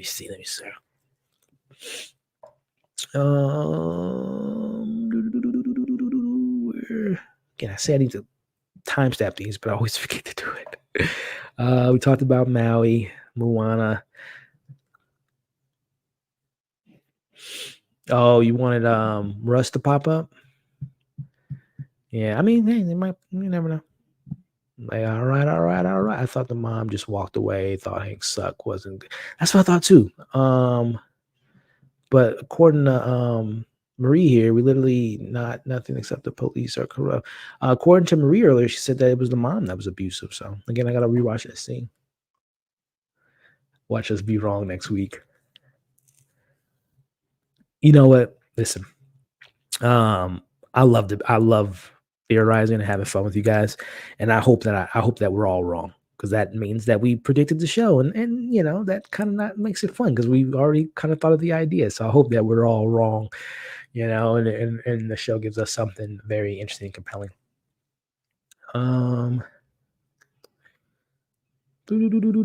Probably in people's head, supernatural stuff, yeah. Ends up being the grump. I laugh, but again, these stillborn babies, pollution in the air. There might be women of the town that, again, their belief in this goddess, summoning this god to be vengeful, be rageful, take out these terrible men, these scientists, Tuttle, the mind. So, I laugh at that, but she might be in a little, I don't know, a coven, which coven, we'll see. And Darwin is the partner. Listen, Darwin, the grandma, and Sherry. Those are the three. Those are the three guys. Three is company. Those are the ones behind it all. All right. You heard it here first.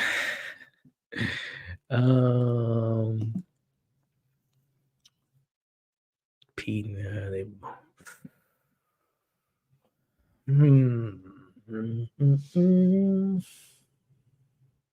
That's interesting.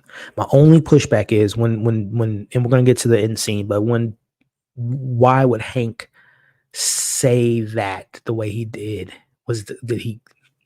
Why would he tell Liz that, I only moved her body if his son was involved? He could have just said that. He didn't have to say that at all. The only reason I'm liking where you're at, JD, is because I mentioned it earlier that the way Peter handled the cleanup was just very too familiar. Like, he didn't seem shocked enough for me. He kind of jumped right into, not jump, because again, we don't know how much time was there before Navarro got there, but it just seemed to be too familiar for him to be like, this isn't the first time he's seen. He's a cop. He's seen dead bodies, but that's your dad that you just had to shoot in the head. He didn't seem too shocked by that. So, him being involved. I'm going to go down this path with you, JD. Listen to this. Every time Hank and Kate interacted in the show, one at the hockey rink and then one in the car in this episode, she always would say to him, "How's Peter?" Right? That's obviously small talk, two parents. they're doing evil things, trying to make small talk to seem human. But what if she says that because she's concerned about his mental state of mind because young Peter was involved in covering up a girl's murder 6 years ago. So she kind of subconsciously feels bad for him being warped into this corruption Tuttle Mines company. And that's why she frequently says to Hank, "How's Peter doing?" Because she subconsciously feels bad for getting him all up in this stuff.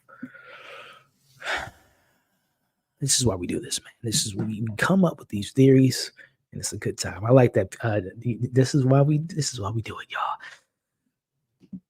Or Peter just to be a good guy, just is in a wrong spot at the wrong time. We'll see. I don't think Navarro's the killer. I don't want her to be the killer. I don't want her to be the killer, man. I really don't. I mean, obviously, able to flip the whole premise of the show on its head. You know, we've had corrupt cops like in season 2, which is the worst season of True Detective. I think we can collect. I don't think it's as bad as people make it out to be, but it's the worst season out of all the True Detectives. But that was like police corruption, but never to the extent like the police were, is the main killer. So obviously that would flip it on his head. And I said this last week, and I'll say it again. Initially, Issa López created this show to not be True Detective. It was meant to be just its own. Night Country was the name of the show. And then it was, she sold the script, picked it up by HBO, and then they said they read it and said, this would make a pretty good show for True Detective. So they kind of, did all the stuff to make it connect and whatnot. So I say all that to say it wasn't meant to be True Detective. So to go against the grain of like True Detective and the detectives being the murderer, one of them. Let's just be clear. I think Navarro is, if she did kill Wheeler, so she is a killer, if we are to believe that she was the one that shot him, which I think they pretty much nailed that in the head, pun intended. But she is a killer, but we don't know if she killed Annie and the scientists and whatnot. So yeah. It'll make the worst show ever. I don't know about that. I've seen worse, Steve. I've seen worse. Yeah, blood is blood. Like they have a big secret. That's what I'm saying, Marie. That's what I like. Yeah. And if you go back to that scene, he's like, "You got to help me, son. We got to get rid of the body." It was almost like, "Hey, we got to do this again." Yeah, man. I'm like I said, I've always had my suspicions about Pete, but the more and more we talk about this, it would not surprise me. And again, I did a trailer, I recorded it, I just haven't edited it yet, but I'm gonna probably put it out tomorrow or Sunday. But if you've seen the trailer, episode 6, there's some Peter shots in there that makes me very suspicious of him. So man, this is good stuff, guys. Yeah, I hope we find that out. Because we keep going. I'm assuming that every time we go to that desert Lee location, it's the same spot that she served where something, life-changing happens to Navarro. She says something to her. And I stick with me here. She never got her indigenous name. Or at least she said she never got it from her mom. What if her mom, again, if we're playing into the whole spirits speaking through vessels, her mom spoke through that half-faced Marine, and she gave her indigenous name. And what if that indigenous name was Sedna? Navarro's indigenous name might be Sedna. Huh. We'll see. I love Navarro, though. I feel like my baby's getting judged wrongly. She's held together more than anyone else inside the sea. It doesn't. I'm on Team Navarro too, but we'll see, man. We'll see. No, thank you, Beth. I'm good on that. Let's see. I thought Russ could be coming through the spiral, but I was setting for Sedna. Yeah, I'm just reading. You guys got some. I'm loving this stuff here, man. Let's see.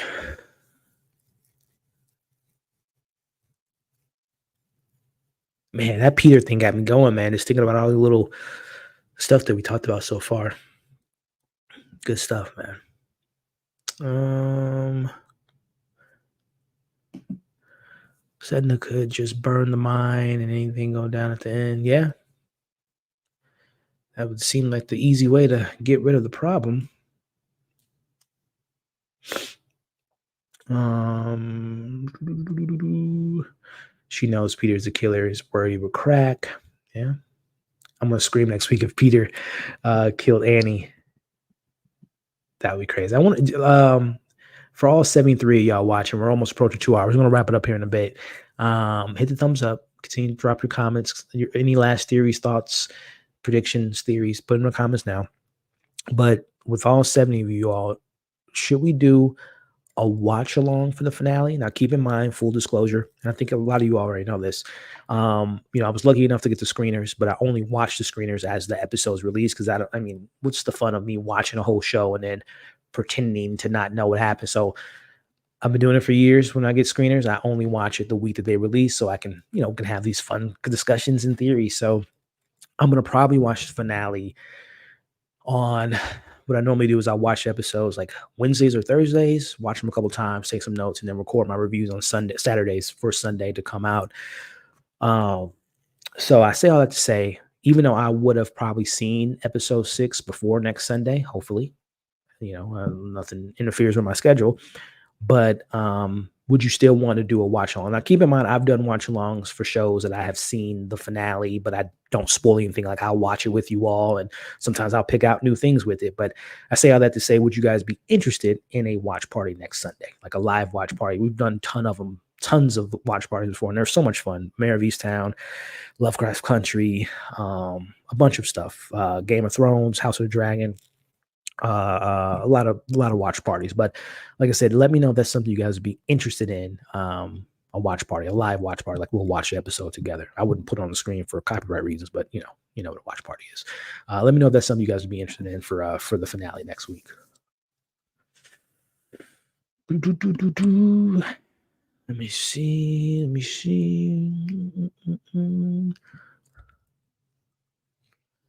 Before we wrap it up, just see if there's any. I don't want another supernatural tease. Peter would always know about the natives' belief through his wife. So many mysteries. Yeah, why did Leah have the chin tattoos, but Navarro didn't? Leah was younger than Navarro.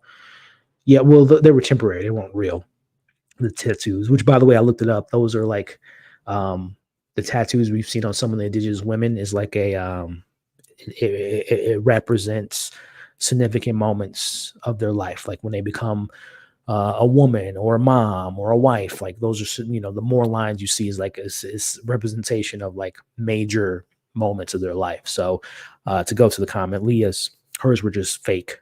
That they were, as we know, the grandmother just temporarily put them on there. But the reason Navarro doesn't have is because she hasn't, connected to that side of her family yet, from what they've said. Yeah, you like that? Her indigenous name is Sedna. That would be crazy.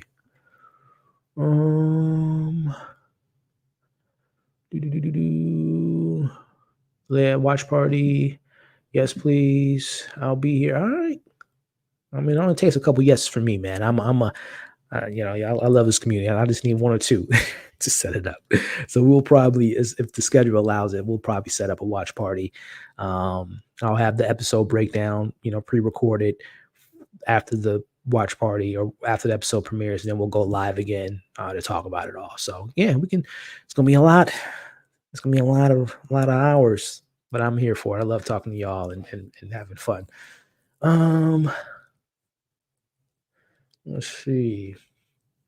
Yeah. If I would, like I said, if I were to do a watch party, it would be watch party at 8:00 for just that hour. I'll drop my breakdown, and then I'll come back and take a little break and come back for a after show. All right, I think I've seen them all. All right, so we'll wrap this up by talking about the ending.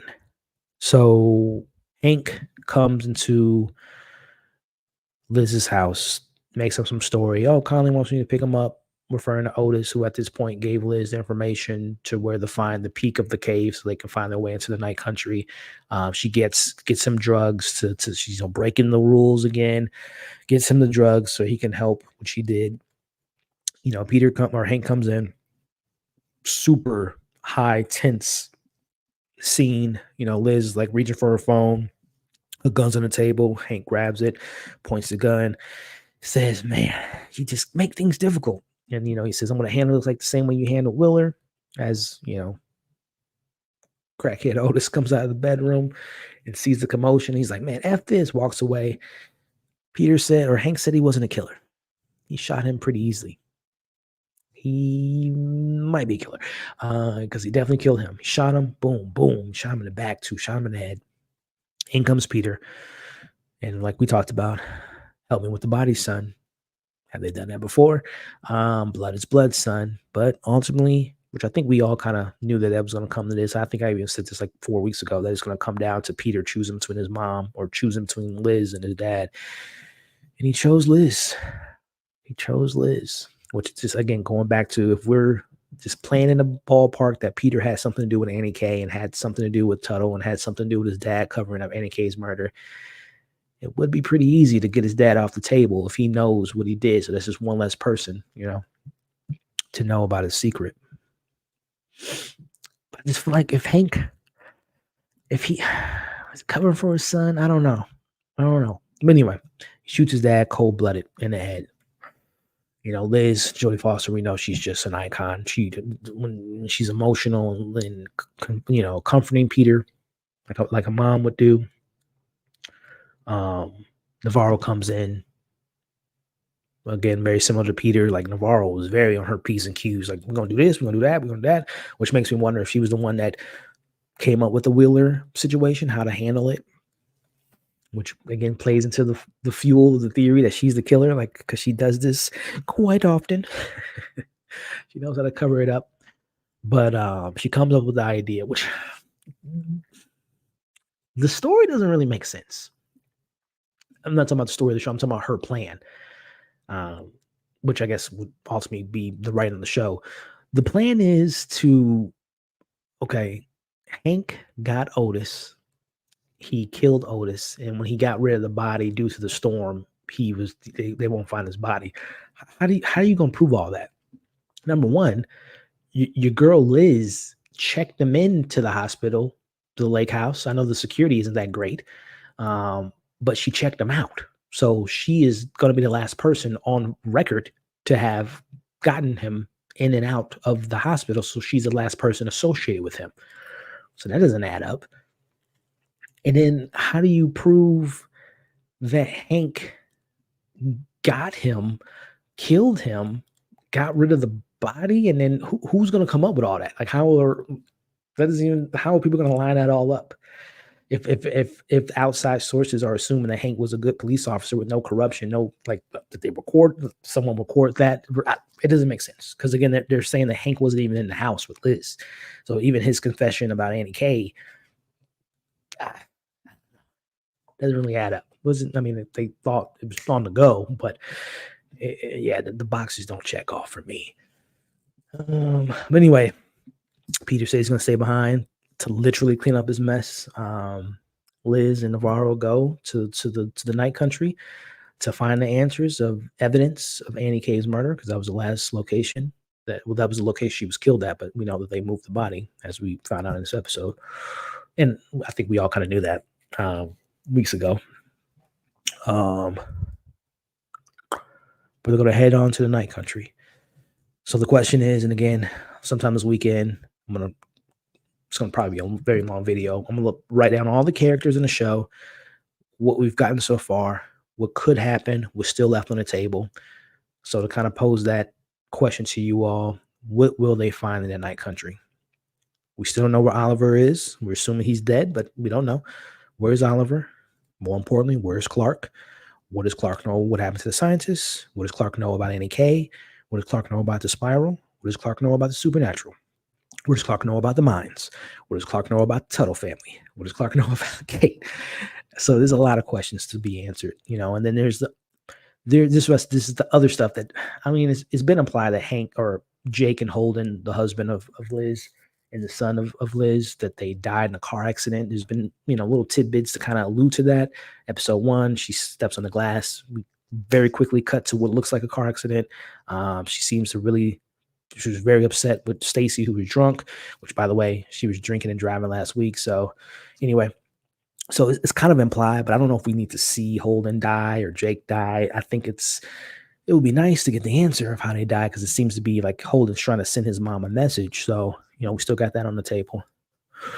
Obviously, Navarro, is she a killer? What happened to her mom? What happened to her dad? What is her indigenous name? What is she hearing? Something's calling out to her. What is that location she keeps going to in the desert? What did the woman say to her? Did she give her indigenous name? There's a lot. Like I said, I'm Blair, again, the Tuttle family, the spiral, the symbols as old as the ice. What are the mines doing? The logical people out there are saying that, they're polluting the water with some type of, I don't know, liquid or some type of microorganism that affects people's, mind and makes them go crazy, makes them hallucinate. So, like, that's going to be something to, if we go the scientific route. Is Conley, is he going to play more into next season or to next episode? Trying to think. Kavik, is he a good guy? Is he working with someone? What else is on the table? I mean, there's just so much. But that's going to be the wrap-up portion. I'm going to stay here for a little bit, take any other questions, comments, concerns, and then we're going to wrap this thing up, because I need to get something to eat and call it a night. But anyway, let's see what you guys are talking about.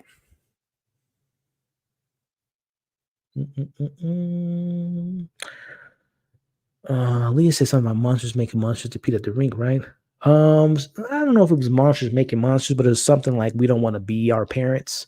If I remember the scene right, like, he talked about how his dad's abusive, but how Peter's a better dad than his dad. And Leah kind of talking about Liz being different from, we know that's not her biological mom, but she raised her. Again, we don't know the full details of that whole family dynamic. But I interpreted that scene, if I remember correctly, was we're going to be better than our parents. So I don't know if it was like, we're going to be better than them because they're monsters, but I could have remembered that differently. Yeah, I have, Maurice. I did a review on it, not a video review, but I did a written review, because it was part of the the end of the year, being a film critic. We get a bunch of screeners, and I got it, and I saw it last year, and I did like a written review on it. Did I do a video? I don't know. I might do like a short. But anyway, yeah, I have seen Teacher's Lounge. It's a great movie. It's a great movie. It's a German movie, international movie. Really good movie.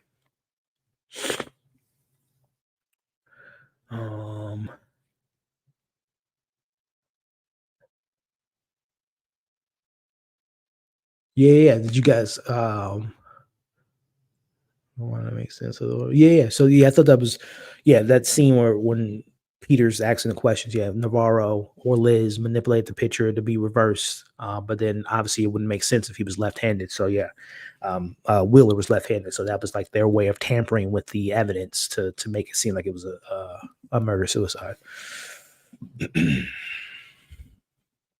Yeah, it's a really good movie. Yeah. I think it's out now. I think it came out today, globally. Not globally, domestically.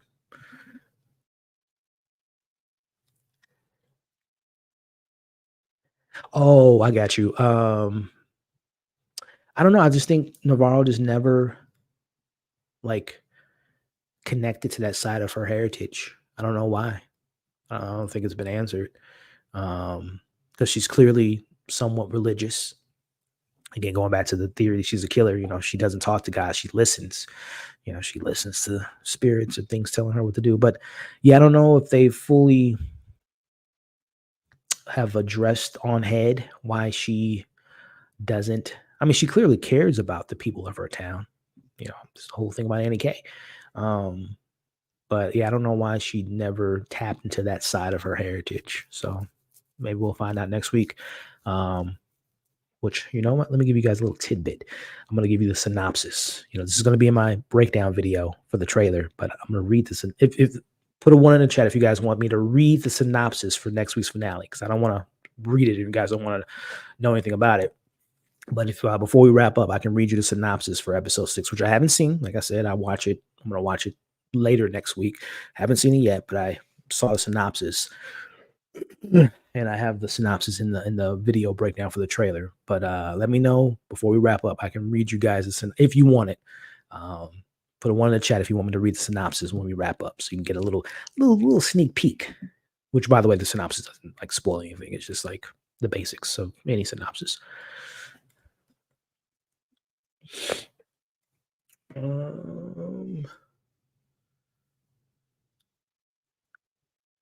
Nature wins. 6 episodes not enough. Better find Clark in the last episode. Oh yeah, we will. Again, watch my trailer breakdown. He's in the trailer. Well, not like directly in the trailer, but it's like, oh, that looks like that could be Clark. Yeah, I hope they stick to landing. Leave 1,000 questions. I hope not. Again, I think some shows don't, you don't always have to give us every single answer to every little plot, but obviously the big ones, hopefully we get resolved. That's crazy. That would be wild. Kevin better be instant. He's my favorite character this season. The one actual good guy. Yeah. I don't think we'll get all the answers. Issa López says she loves mysteries and the fact that not all the answers are solved. I think she leave us hanging on a lot of. Oof. I mean, we'll see. Because again, she was inspired by the hikers in the 50s going and kind of having that it is solved technically, but it was a lot of mystery around what happened to those hikers. And then there's another thing she was inspired by that I read up on. It was some boat. It was a boat, and it was like in the 1800s. It was a boat with like a full crew, and they went out in the middle of the sea, and they made it to the destination. The boat made it. No, the boat randomly went off course and pulled up on a shore, and all of the men or the crew were missing. So it was like that story, the hiker story, and then of course a lot of unsolved mysteries that kind of inspired this story. So yeah, which again, unsolved mysteries.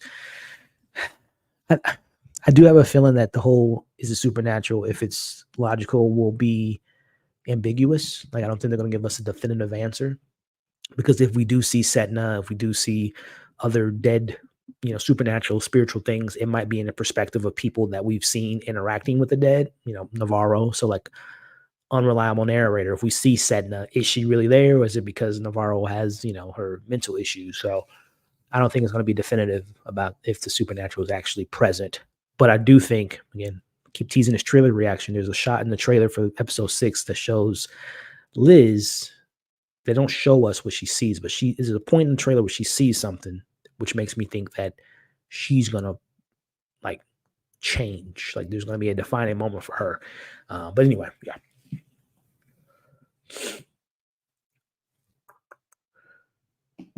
One, no.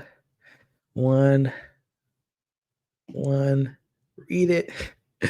Allison, I don't want to. If there's another no, then I'm not gonna. Maybe. Yes, thank you. That's the name of the boat, the demeanor, which I think is inspired by that story as well. Okay, Allison, mute the video because we got more yeses than no. And again, this isn't a spoiler. I'm gonna be honest. This isn't a spoiler, Allison. The synopsis is like pretty vague. Let me see. Where is it at? Yeah, it's pretty vague. So, Allison, I will put my hands up when I'm done. I'm gonna do like this when it's over. All right, because Allison was the only one that said no, but everyone else said read it. So, Allison, I'm gonna read it now. And I'll put my hands up when I'm done. So, the synopsis for episode 6, exclusive, just for you guys. In the midst of a brutal storm, Danvers and Navarro find themselves stuck at Salal with no electricity or any means of contact, which makes sense. We know they were in the middle of a storm. And when you see my trailer reaction and you see how they end up there, check that out when it comes out. As the truth about what happened to Annie K and the men unfold, so there is more truth than the slab avalanche. I'm assuming, one would maybe think that they got that information from Clark. Who knows? Navarro and Danvers each confront their demons from their past. So, yeah, I think that talks to Navarro, her mom, her indigenous name, that military desert. Liz, Jake, Holden. What happened to them. So there you have it. There you have it, guys. That's the synopsis for next week, which I can't wait for. So the plan at hand.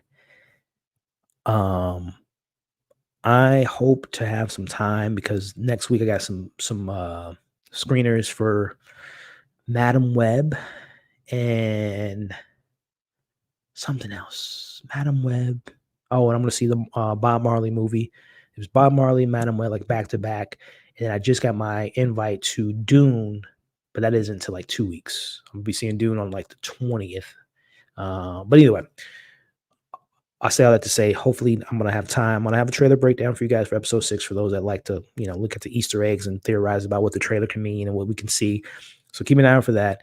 Then I thought about making a video about the official trailer of the show and then the weeks ahead show, that the trailer that they played in episode 1 to show you the rest of the season. I thought about doing sorry, Allison. I'm done. I thought about doing a what we haven't seen in the show yet from the trailer, like a video from that, and just kind of theorize, what does this shot mean? What does that shot mean? Some of the shots that we haven't seen are in the trailer that we see for episode 6. Some of it's not. So I was thinking about doing something like that. But then I was thinking about doing like a theory video as far as like predictions, theories, unanswered questions type of video that I would put out before the finale. So more content for True Detective. And then next Sunday, I'm going to probably do a community tab just to get more, engagement as far as like just knowing if people will tune in, watch party at 8 p.m. Central Time for the finale, then episode breakdown, and then that leads into an after show. So I say that to say more night country. We're in the night country now, so hopefully I'll have time and find time to clone myself to make time for that stuff. So anyway, before we wrap up, let me see.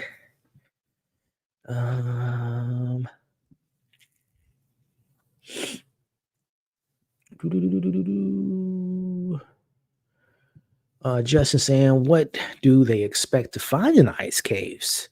Henry said that he moves the bodies. So is it going to be a murder weapon or something? It's a good question, man. I mean, yeah, what evidence would be there from 6 years ago? You would think, right? Interesting. Very good question. But I do think they do find, and this is just me going off the trailer they released after the episode. I think Clark is, and this I guess is evidence in the show. Otis said in episode 4 he's in the night country, so I think that they're going to probably find Clark in the caves. But as far as to answer your question, yeah, I think there would have to be some type of murder weapon. We know that she was stabbed 32 times, and it was like in a star-shaped object. So maybe the murder weapon is still there, and the reason it's still there is because it might, again, tied to the whole mythological supernatural element. It might be like a Triton or some sorts that represents, Setna and her whole situation. So yeah. Or throw this at you, Justin. Maybe Annie K's down there, bro. I don't know. Don't ask me why. I don't know why. Why would Annie K be down there? Is it her spirit? Is it her, if her soul is taken on another vessel? Because again, I go back to that little body that was made in Clark's trailer. So like Was he able to take her soul? And all right, it's getting late. We getting wacky here. We're getting too wacky. What is this? Will you be doing Fallout? What are we doing? Fallout. Oh, the show? Maybe. I never played the game, but maybe. I love sci-fi. That's my sci-fi and horror, my two jams. So yeah, maybe. I don't know when it comes out though, but yeah. You and me both, man. You and me both. I love Dune. The Last of Us was good. Westworld. I don't like to watch trailers. I want to see the action in real time. But I appreciate it. I'm with you though. I don't really do trailers, but I find TV show trailers don't reveal too much, like movie trailers do. But I know where you're coming from though. I'm glad you had a good time, Momo. I appreciate you being here. A lot of good stuff tonight. Spirals in the Caves, as we know, the bones of the whales, which is another Sedna connection.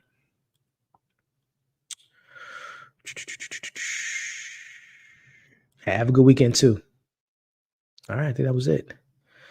Oh, it's April. Okay, I'll keep an eye out for it. The trailer looked great. I know of the game, but just never played the game. All right, ladies and gentlemen, this was fun. This was fun, man. I love this community. Very much enjoying the show. Hope they stick the landing. Fingers crossed. But in the case they don't, regardless, this experience has been fun because of you all.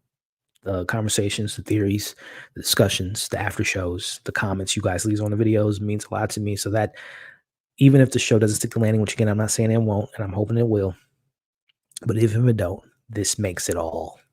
This makes up for it. But I hope they stick the landing. Anyway, you guys are awesome.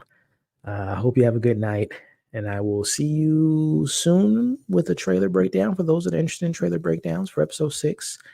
And then before that, you'll see me talking about this show more next week and a couple movies. So keep an eye out for all that stuff. All right, y'all. You've been great.